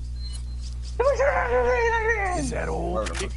It's think about not doing something like that again. Come back. That's the actual quote. Right. So GalanDun, you've heard that the anime fandom likes to pick on Bryce Papenbrook, right? I've heard that. I've never really been sure as to why. Supposedly because it's supposed terrible voice acting reason here. And probably because of his like vocal range or some crap like that. Okay. I'm like, what would you really expect from a guy whom doesn't really have that much vocal range to begin with? Of course he's going to be pigeonholed to play a lot of, like, young, spry people. Really anything wrong with not having a whole lot of vocal range. You can still be a great voice actor and not have a whole lot of vocal range. That's not the same thing. And yet these people are accusing him of not having decent in acting because of that. Well, it's like people give Jesse Eisenberg that all the time.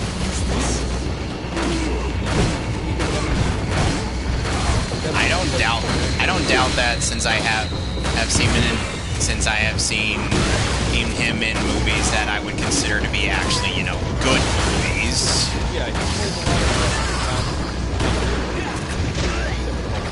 like Zuckerberg is not the same level as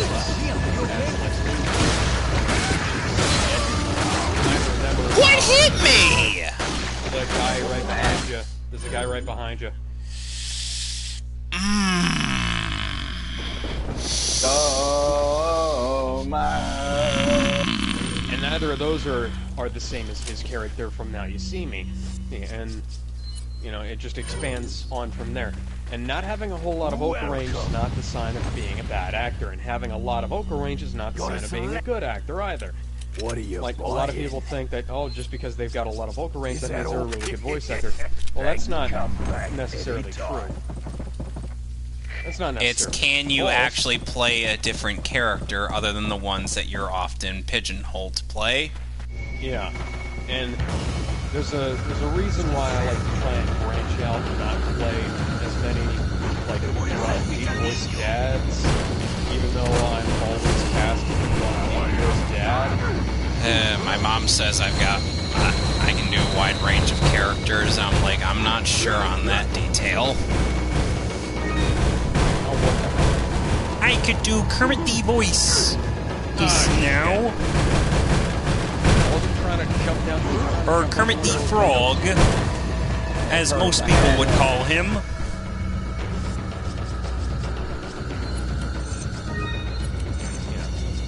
And I can do quite a wide range of voices, but I can't always tell things. I have to have like a take before I get it. Yeah, I would also need like a few takes. So apparently, according to my sister, I sound like Tony Oliver's Ku Klane in from Fate's Day Night. You tell me that I sound like Lord Laidlaw, and I don't hear it at all. Like, I definitely hear it. Right, like, listening to your voice reminds me of Blazing Azure Crow or Logan Laidlaw.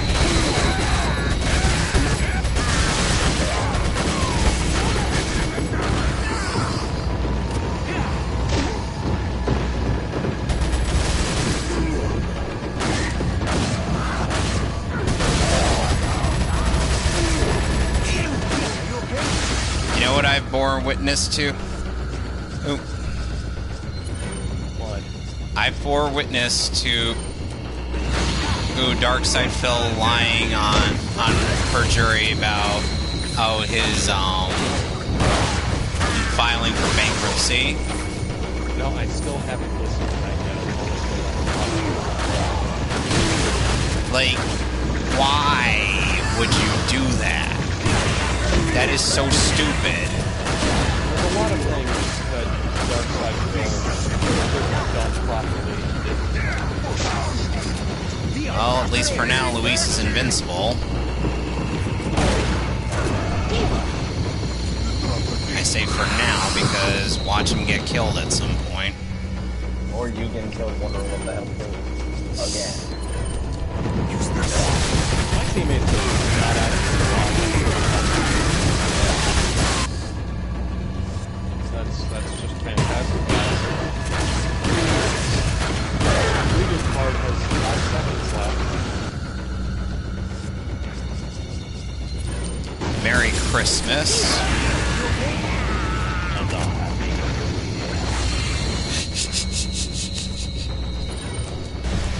So like the first episode I see, I rewatch a bit of the first episode of Evangelion Alternative, and I'm like, so Kamen Rider is something that these characters watch in their fictional universe, and as well as Super Sentai. Now get that out of here. Well, the thing is that basically everything is the same in Japan. Like, everything is the same in our world Up until the giant angels. And Second Impact happened. Second Impact happens like 30 years after the original Kamen Rider. And Super Sentai, Power Rangers, all of those would have been on.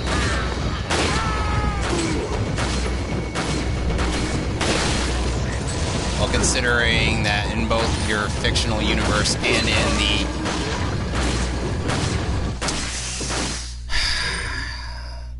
I have to remind myself what mode I'm playing on. At this point, I am actually going to buy a first aid spray. At this point, we're gonna need a ticker just to keep track of all your deaths. Is that all? I wouldn't mind that, and to be honest. What are are you you saying? buying? He's saying at this point we're going to need to keep a ticker. I was talking to you. What are you selling? Oh. Because basically it's like every so often, it's like, so, because the fact that both in your thing and in actual Ava, it takes place in 2015. which is peculiar. I'm like, it's 2020, and first nor second impact has happened to my knowledge. Well, the thing is, like, you know, it is an alternate stuff. Yeah. And aside from all that, you know what? I'm just gonna wait for my team to start dropping.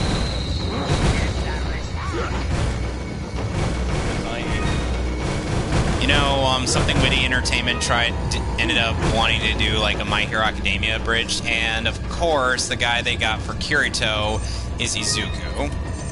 Why?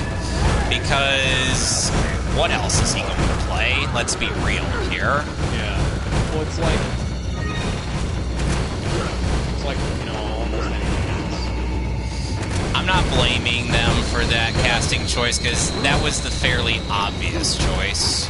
Yeah. They'd have to be crazy not to. The thing is, you wind up casting as a main character or as, like, a major character, guys who, you know, rely on, get in for, you know, things like something goes wrong. And that's what I wound up doing myself. It's like, some of my lines get recorded. You know, since I got a lot of days off this week, I think I'm going to probably work on making like a demo reel, and unfortunately one of those characters I'm going to end up including is my attempt at voicing Domon Kashu from GalanDun. I still have no clue about GalanDun. You should totally watch that. But I haven't really.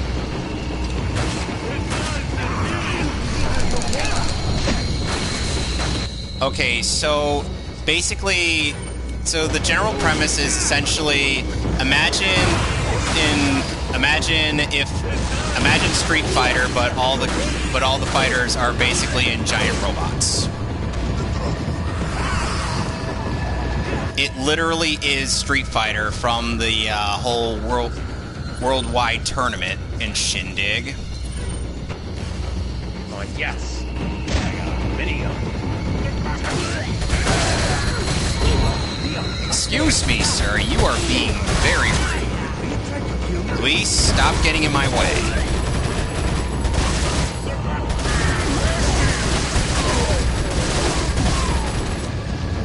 I swear this TMP, it was a good investment.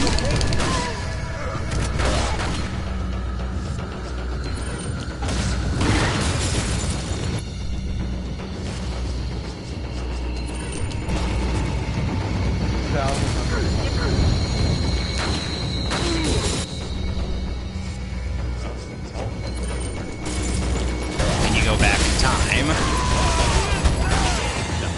But I can turn into a head. Okay, that seems a little lame.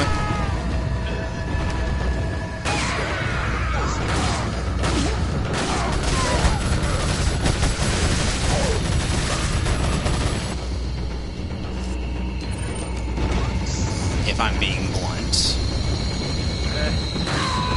Pretty cool. Oh, fuck you. I can't get my minigun back, can I? Use this. There we go. Get out of here with that. You guys too. Oh, you stole my minigun. And you guys as well.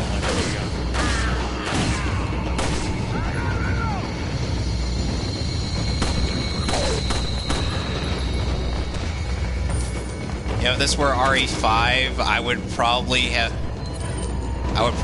ended up killing most. I would probably have ended up of literally killing every mook I end up coming across. Just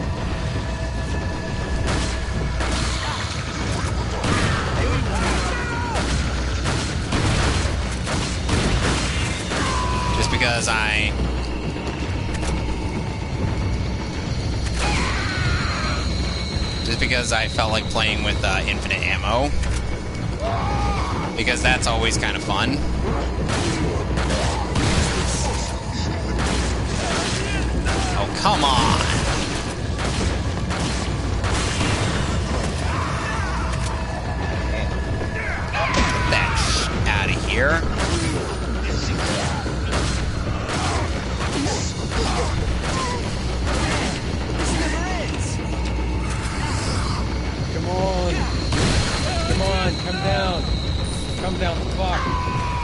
You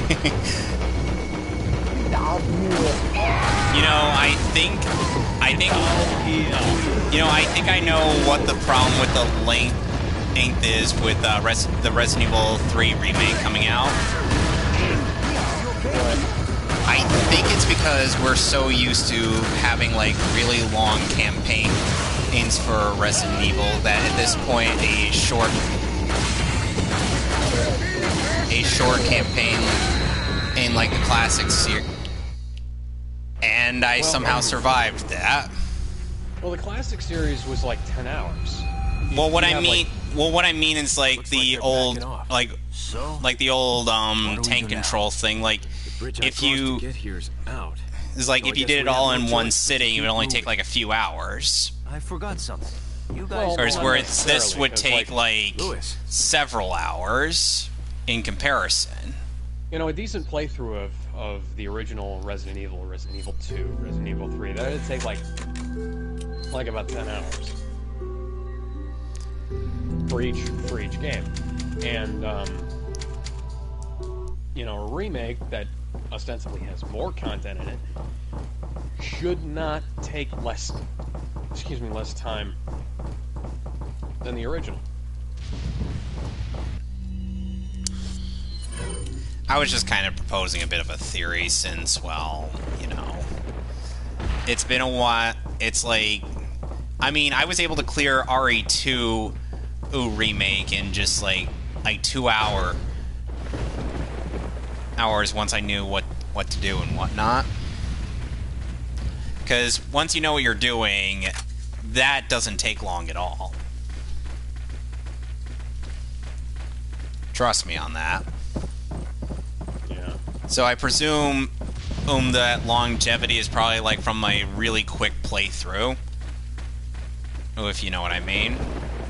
Like they're zipping through the game, doing like a speed run. So that's entirely possible. Yeah, it's possible. It's like, you can, if you're explicitly trying to get through, like, say for instance, Metal Gear Solid 5 Ground Zeroes, in a very short period of time, you can. It's just that if you're playing organically, you probably won't. What are you buying? I'm getting a first aid spraying, if that's what you're wondering. Come.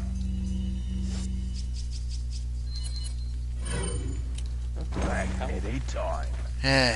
There's another El Gigante in this area, but do I look remotely suicidal enough to do that without a bazooka and with Ashley near me? Yes.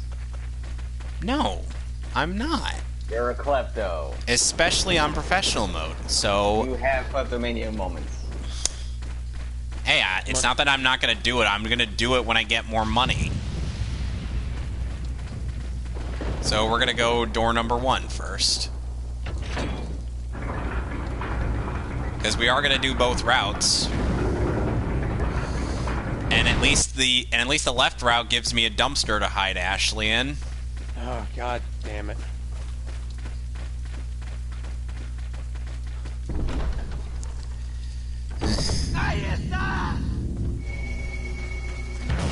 Okay.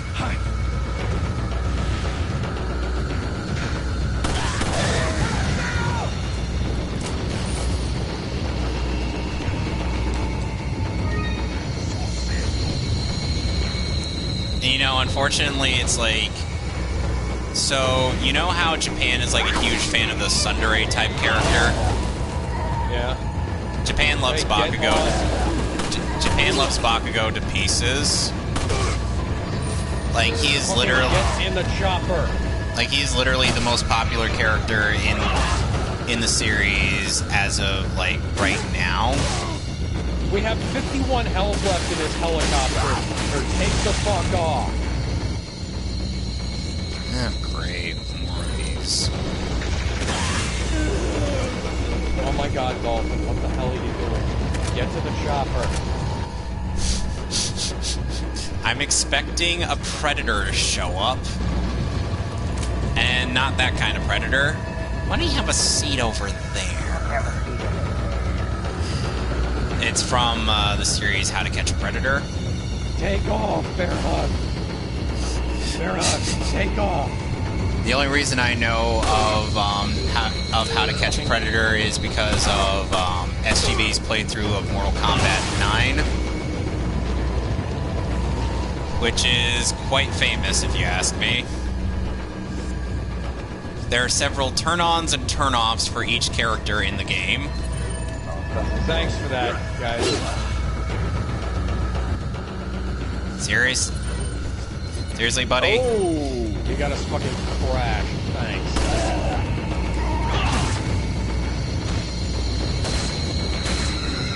Gonna be slicing up that ass tonight. I don't care. I don't care about the phrasing.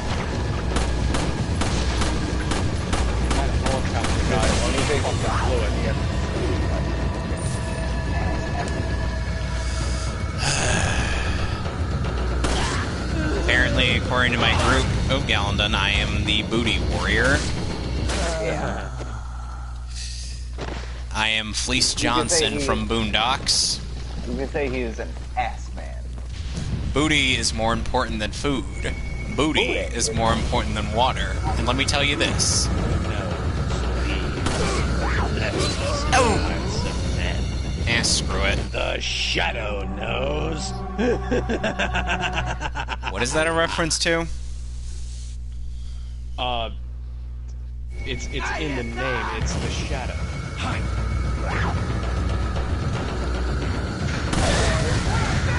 You know, just one of the most famous radio folk serials of all time. I've unfortunately never had the pleasure of seeing it. There was a movie with Alec Baldwin. It's really good. You mean where he's not playing a bitch? Yeah, don't read the studio so much. Shit.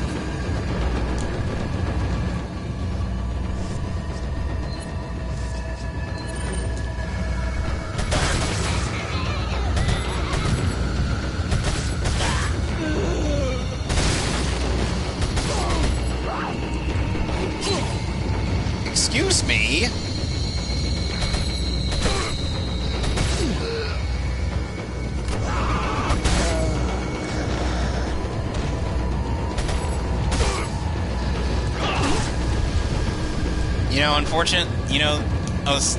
You know, even though it's like there is a mod for Sonic Adventure 1 to have the old Dreamcast textures in DX, but there isn't one for Adventure 2, oddly enough. Oh, that's I thought they, I looked it up. I tried Googling it, but I didn't find any. They did have quite a bit of the sounds from the old Dreamcast version. It seems odd that they'd need to have those because the Dreamcast was on a 700 megabyte CD for Adventure 2. There's no real reason why they need to use the Honestly, I still, you still haven't played it, right? Adventure 2? No. I would look forward to watching your first playthrough of the game. 'Cause that would be fun. I don't one of these days I will. Maybe I'll look up the Dream. Controller.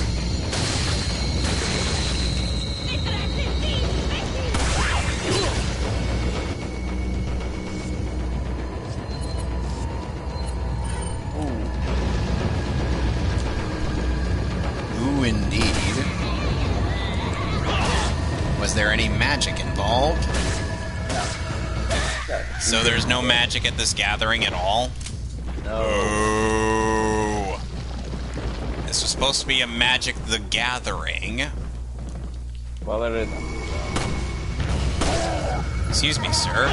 You are being very rude.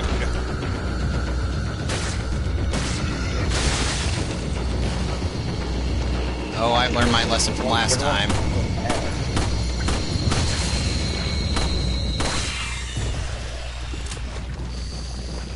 I swear my aim is somewhat inconsistent. Yeah. That means that's That's the difference between being this game and getting killed. Oh goody, chainsaw people.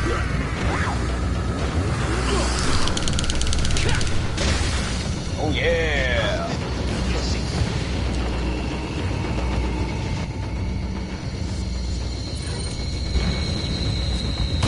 How is Yellow going? Hello. YOLO. West Chef, where are you going? Buddy. Hello.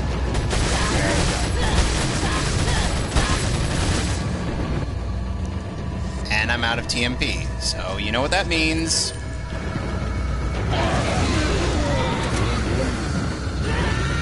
Oh shoot, I almost got hit by that guy. I forgot there were two of you. Enjoy. By the way, did you know that,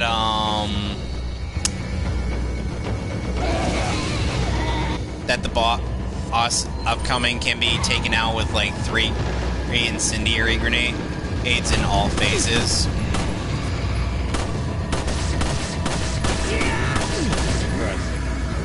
It's because of the increased damage that the incendiary grenades do in the HD ports.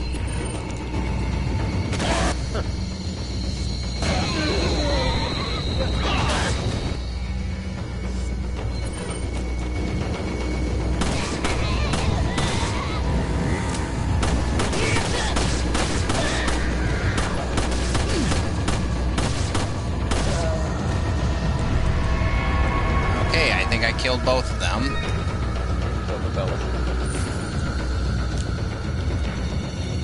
Do I have to double tap? Okay, nothing's coming out, so I don't have to double tap. What are you doing? Dude, they're dead. You just picked up a key. They're dead. There's blood everywhere. Did you guys know that Jesse Nowick had a sex change? Yeah, I did.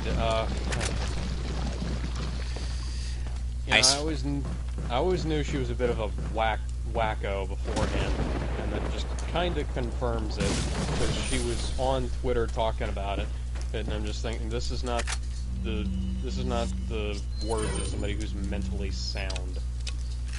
Oh dear. And let's just say now his Twitter profile is him shirtless. Fuck off. She's still not my favorite voice for Saris. Well, if I ever go through with my little harebrained scheme of redoing the last 2 episodes of Hellsing Ultimate Abridged, I'll have to find somebody to do it in Saris Victoria. Someone close to Katie Gray? Yeah. It's funny that we have that in the actual English dub we have an American doing a fake British accent, but in the abridged version, and we have an actual British person playing Saris. And Canadian. No. Whatever. And with Integra, it's inverse. In the actual dub, she's played by a British person in Victoria Harwood, whereas in the abridged version, she's played by an American in Corian Sudberg.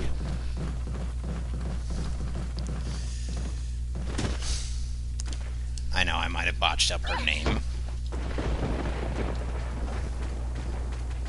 Some people would know her as Megami 33.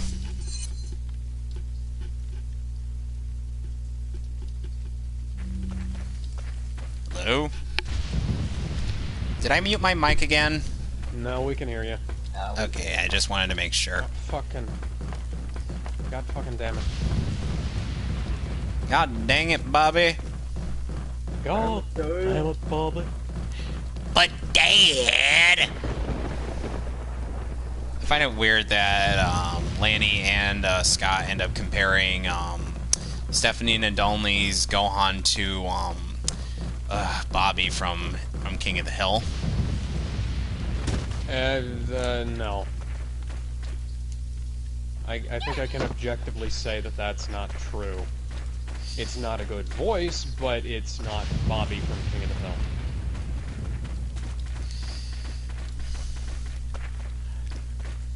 They made that comparison in their Dragon Ball Z Budokai playthrough when Gohan saves Goku from Raditz.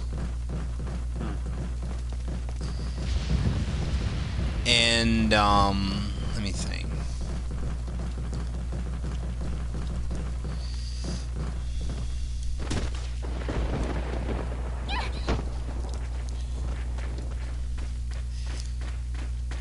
Oh, come on. I can't even jump over this. No. Friggin' hell game.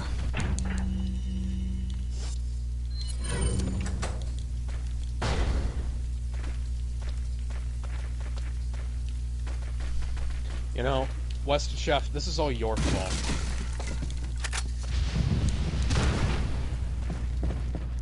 Oh, it's Mr. West the Chef. Yeah, West the Chef, this is your fault. This is nobody's fault but yours. I went there to help you, because you went off on your own like an idiot. These are true facts that are being spewed out. Let it be known. And then I lost most of my health in the storm because I got sidetracked with you. Now I just hope that you die in the storm right here, right now. Because... Oh, he's actually going to be driving into the storm. That's... This is gonna... You know... This cannot possibly end poorly, Chef. You know, the funny thing is, like, So... Oh, going back and watching, like, the chorus trilogy of Red vs. Blue, and then I hear Tucker, or call, Felix an effing tool. Well, all I can think is, I could say the same thing about Miles, his voice actor. Yeah. Because Miles really is a friggin' tool. Miles, yep. Voice of that guy is a tool. Voice of Jeanne d'Arc in Ruby, and Felix in Red vs. Blue.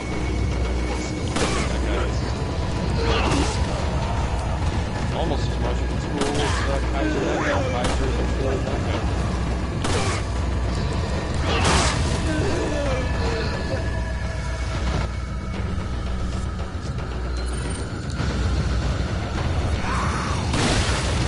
They're foolish enough to approach me when I have a shotgun. I got a shotgun. Only member of the team still alive. That's probably because I saved his ass. Why did you waste your time saving his ass? Because I wanted to know where the hell he was going.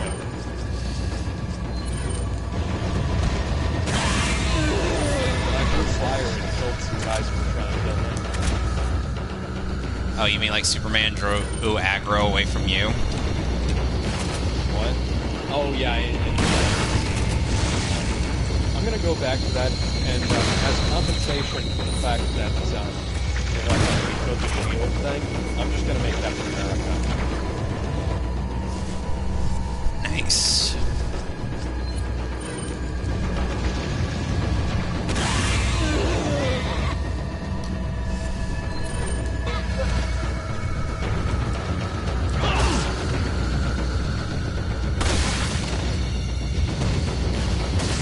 You know, as much as I would want to like I still have to say, like, as much as I want to like the subcast of My Hero Academia so I can, you know, finally stop watching the dub, I just can't. That's one of those things where the voices are just a little bit off, just a little bit off. I mean, Kenta Miyake's All Might is still very much on point, but there are some things I could say about, like, I'm not that too keen on Daiki Yamashita as Izuku. Oh, nor am I, and I am especially not too keen on Nobuhiko Okamoto as Bakugo. Oh, after hearing him like do his things so many times, Like, yeah. My word. What are you selling? Because it's not that he's a bad actor, it's just I've heard him as better.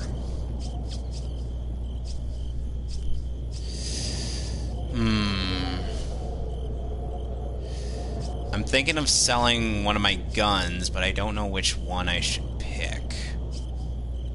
You know, I'll sell the rifle. I was gonna say all of them. What are you buying? All of them.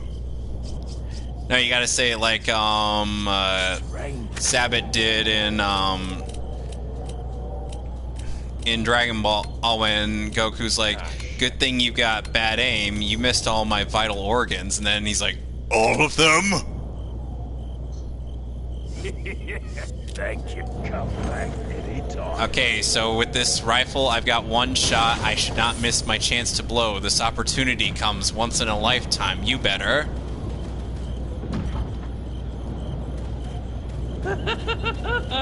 Ahem, you better. Dude, you're not Eminem. I'm trying to get someone to do the Eminem rap. You better.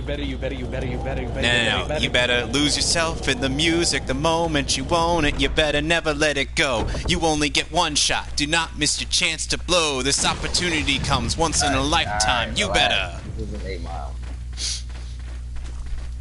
That's the one part of that song I could do purely by memory. Yeah, listen, now you trying to freaking rap that one part of rap. Mom Spaghetti. I'm shitty, yes, I'm the real shitty, always the Slim Shady, so just imitating. So both the real Slim Shady, please stand up, please stand up, please stand up, because I'm Slim Shady, yes, I'm the real shitty. That's not even the song. So won't the real Slim Shady, please stand up, please stand up, please stand up. Try going a little bit faster than that.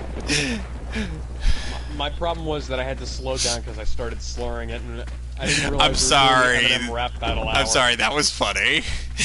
That was really funny. And now that I have the bazooka, it's time to go take on the El Gigante. Yeah, see, the thing is, that was the only Eminem lyrics that were sticking in my head at that moment. So, I was just like, I gotta do something here. Okay, guys, remember, I can't miss with this. I only get, like, I really do mean that I only get at one shot with this. I thought you were about to say, remember, no Russian. No, this isn't Modern Warfare. No, Ashley.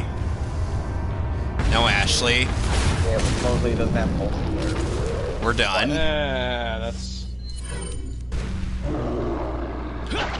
That's not that big of a deal, honestly. Alright, El Gigante is dead. Gosh. So what's supposed to happen is basically I was supposed to shoot that scaffolding, make a boulder drop on him to stun him for a bit. But at the same time, I also got to be breaking this chain.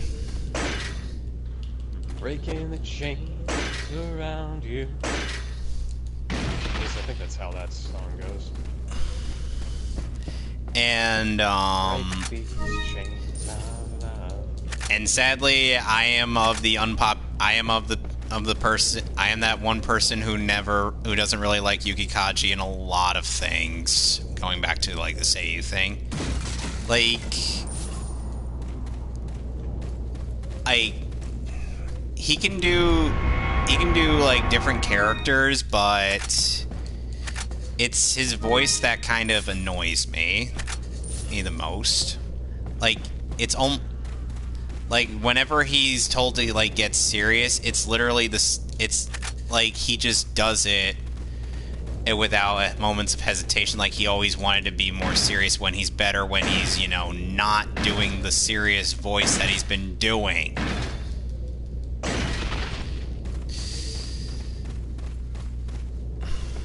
Does that make any sense to you? Yeah, I understand that. That it's like his go-to voice is not the greatest voice he does. Yeah.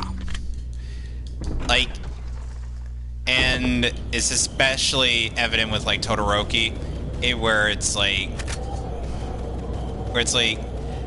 even David Matranga can make Todoroki, who sounds super serious, actually kind of sound like the comically serious. Yeah, it's like how Sabbath, his default voice is like Piccolo. even though the best voice he does isn't Piccolo. Yeah. And his using Piccolo for other things, like I heard him doing Piccolo in One Piece. I heard him doing Piccolo in fucking Black Clover. He does Piccolo. He does a mixture of Piccolo and Armstrong in My Hero Academia when it comes to All Might, because he has to switch from like a huge buff form, on which he does like the Armstrong voice, and then when he switches to his default form, he does kind of like the Piccolo voice. It's not that actually does.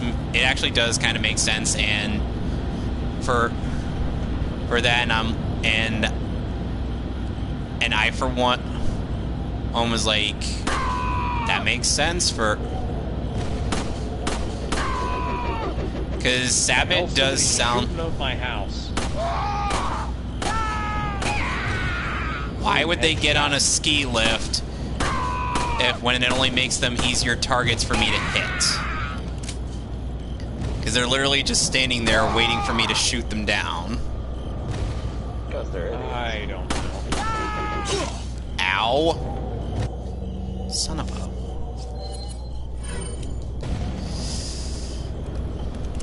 Son of a bleeping beast.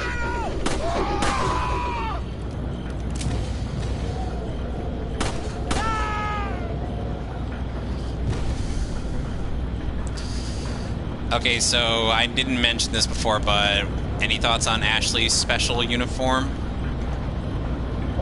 She could be showing less skin. Yeah, her night uniform. Well, that and also the fact that if I were to switch her default form, we'd be seeing everything. Yeah, you'd be pulling rows. Well, what I mean by everything is like, we're seeing everything up her skirt.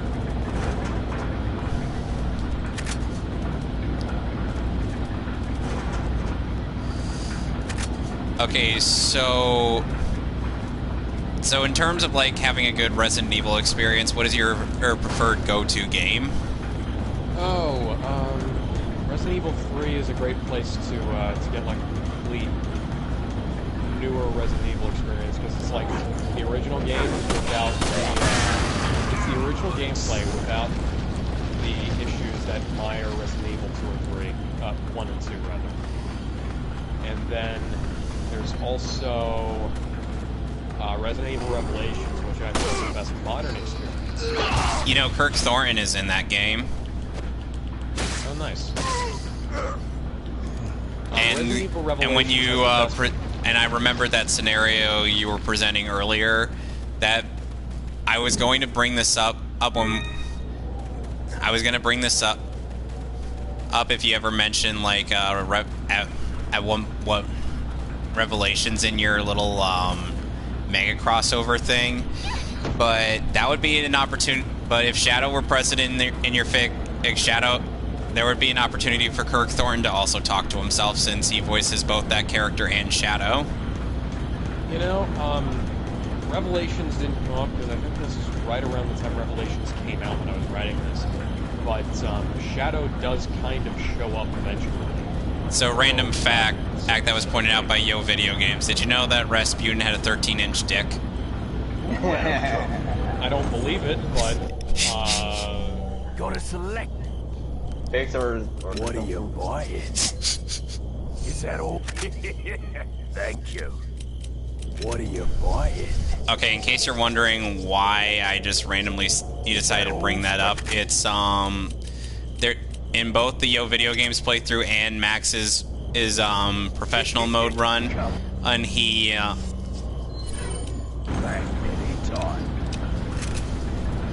they brought up that Rasputin had Simmons, for whatever reason, brought up the supposed fact that Rasputin had a 13-inch dick. Supposedly. So now we're gonna go fight against what's his face, the bearded guy. Which Beardy guy? There's a lot of McBeardface? bearded guys. Yes, the guy that beat us with the stench of humiliation. Oh, but towards Mendez. Mendez hates red. You better stay outside. Ashley, go hide. Yeah. For once, Ashley will actually, you know, let me do this on my own instead of just sticking around and watching me get tossed around. Yeah, it's just pulling a Yoshi in Mario World when you're about to go into the ghost house. Well, for once, I would actually benefit from their absence. Oh God, that stench! I remember it all too well.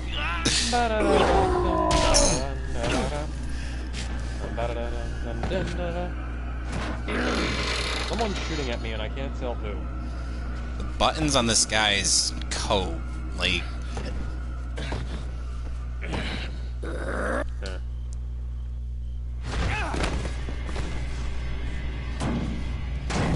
It's weird seeing this game run at 60 frames since I'm so used to watching videos of it at 30 frames. Yeah.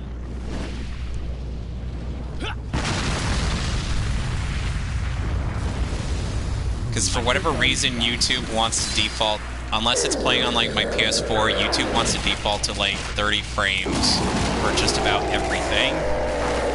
Right now, they're defaulting to standard definition for just about everything. So, which is stupid. What was that? Oh, your heavily subsidized infrastructure isn't functioning properly. Okay, well, that's a shame, isn't it? And again, it's YouTube. Oh God. Someone is shooting at...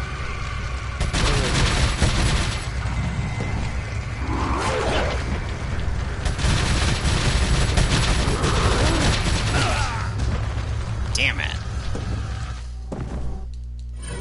Well, at least we don't have to watch the cutscene again. And all we need to do is watch the QTE again. Because of course we do. Ain't nothing cute about a quick time event. Especially in a Resident Evil game. No. There was somebody he was shooting at. He wasn't shooting at me. Where the hell is that guy? I'm out in the open. Hello.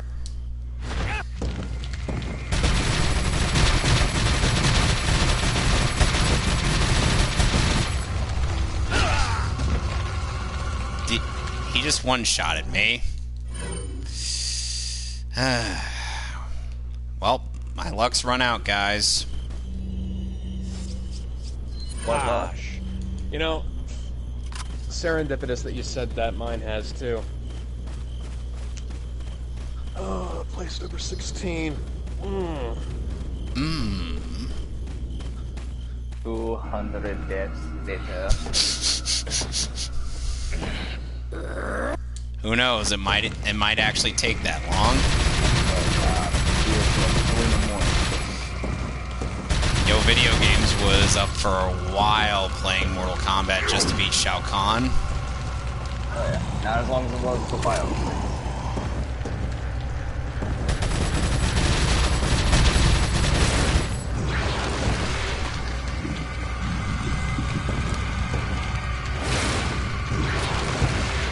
Oh God.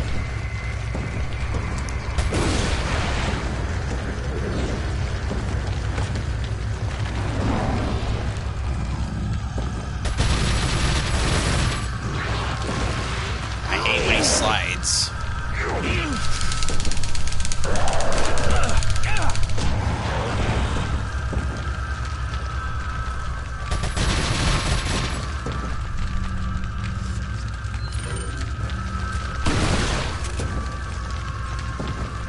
Jesus. Now I sound like Leon in the remake.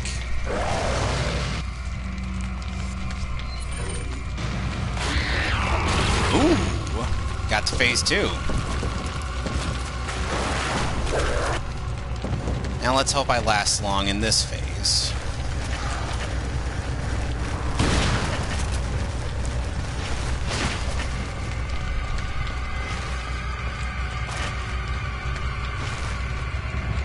Hold on a sec. Just as a precautionary measure.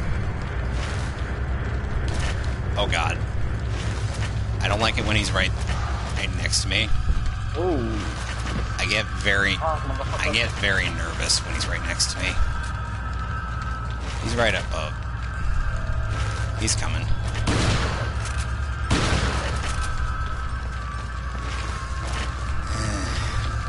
Come chase me.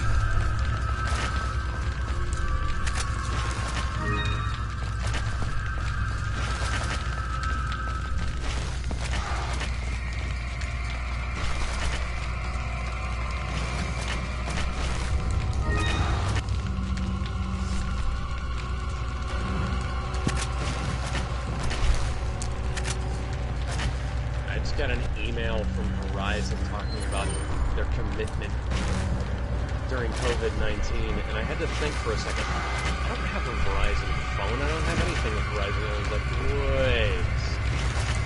They own... Yep.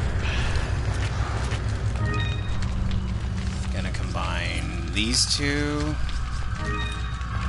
Is there a yellow herb around here somewhere? Because I know... What the? So apparently I got the crouching prompt, and real quick. And apparently I ended up firing instead of, you know, crouching. It's like a split second that it pops up. And there's a yellow. And oh goody, there's a spare green herb in case I have to use it. Oh god, he's right there. This is literally the one boss fight in this game that is really tense for me. Mostly because of the music. Or lack thereof. You know, I think I'm going to read this email from Verizon. Verizon Media's commitment during COVID-19. These are unprecedented times that have dramatically changed our daily lives. While the uncertainty can be unsettling, together to move stronger. Fuck you, Verizon. I rely on you for an email address. Verizon email, read by early. We recognize this as a great responsibility delivering critical news and information I don't use me for news. I don't use anybody for news. I try to ignore the news. Except for bounding into comics, because they actually do news. Yeah, I try to ignore the news as much as possible, honestly. Most of this stuff is just not helpful. You've been more news than most of the news anyway. Verizon Media, the parent company of Yahoo, HuffPost, AOL, TechCrunch has always been committed to our mission of creating... I just knocked him down. You're the parent company of the Huffington Post? That rag? Really? Okay. And the result is even stronger today. As we navigate through this new normal, we find ourselves in rest assured that you can always expect an incredible and trusted content across our platforms. I don't care. God. You know, I got an email from the Australian Postal Service. I actually got 2 emails from the Australian Postal Service about this event. And you want to know what the funny thing is? It's been like almost 4 years since I did anything related to them. I had a package coming from Australia one time that I was tracking through them, and that was a very long time ago. I haven't dealt with them since then. I have been fairly cautious during this entire boss fight. Well, it's always good to be cautious during boss fights. Especially ones that are this tense. Yes.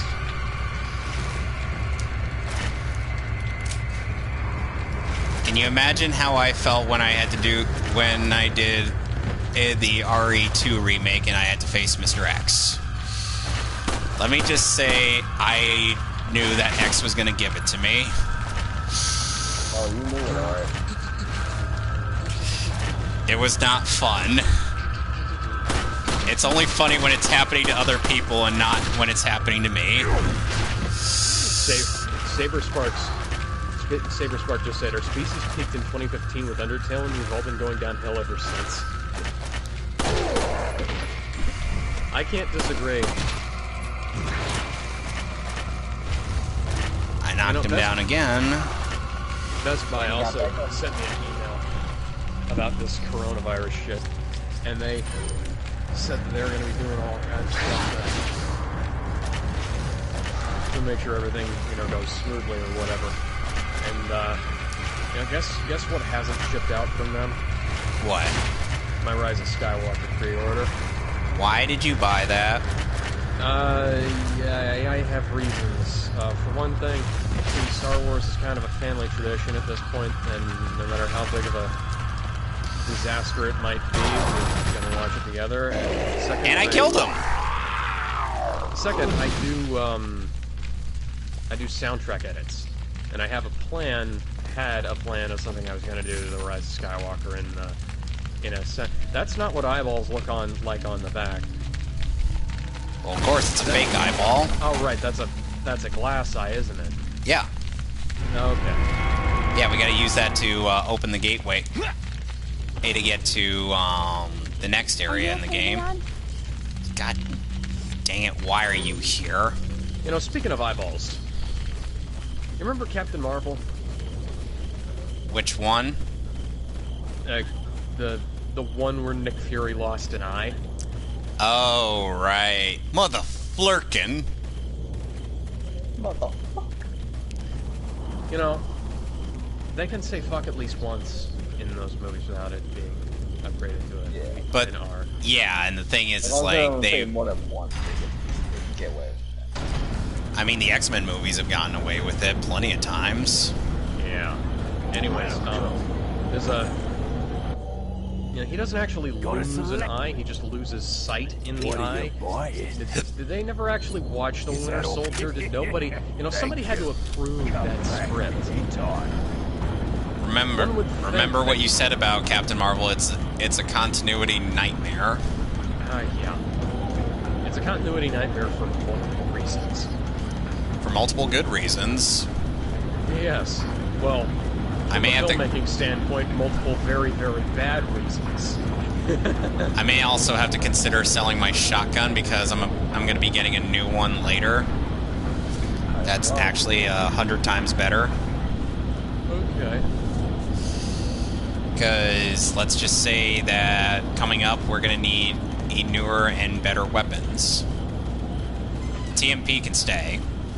Harder, better, faster, and stronger. Not done by Kanye. Hey, I have a massive ego. Oh, West. Seriously, screw Kanye West. Daft Punk was where it's at. Where it was at. Welcome. What are you selling? Have you ever seen that movie that Kanye made? I don't like thinking about anything to do with him. Is that old? Is that old? Thank come back. How do I put it? It's called Runaway. It's based on his album Beautiful Dark Twisted Fantasy, which is apparently one of his best ones. Yeah. And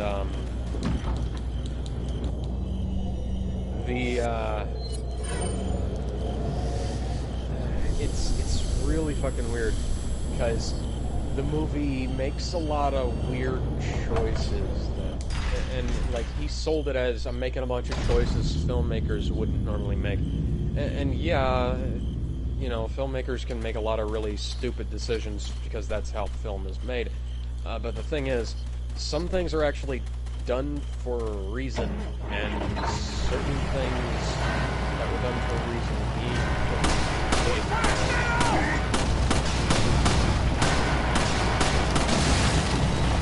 it is Move, bitch. Get out the way. It's like if Ryan Johnson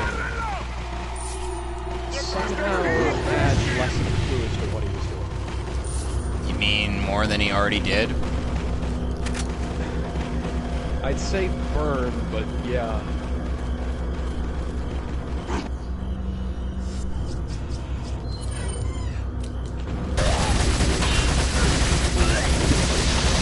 The thing is, I'm pretty sure Ryan Johnson knows exactly what he's doing. And he knows that he's gonna piss a bunch of people off because of his incoherent storytelling style over substance. On the other side of the bridge. Yeah. Thing that he does. And, yeah, like I said, I'm pretty sure he knows that. Meanwhile, you take that got, like... Okay. Ready? He doesn't know what he's doing. Ryan Johnson thinks that just because everything he does is like, visually interesting and isn't necessarily what people are expecting, that it's good, and... Come on. Yeah. It's not. And Kanye West... And we're done with like, genuinely thinks that he's doing something decent. And we're done with chapter 2, guys. Oh, nice. So next time when we come back to Resident Evil 4, we're gonna get Owen to the castle. So, we're done for today. Okay, good, because I need to go get some water, something to eat, and I gotta finish my workout. And I gotta go to sleep because Dad's gonna get cranky at me again. I just gotta tell you this story. Go to fucking sleep. Alright, so I'll talk to you guys some other time. Night. Okay. Talk to you later. Bye. Bye. Bye.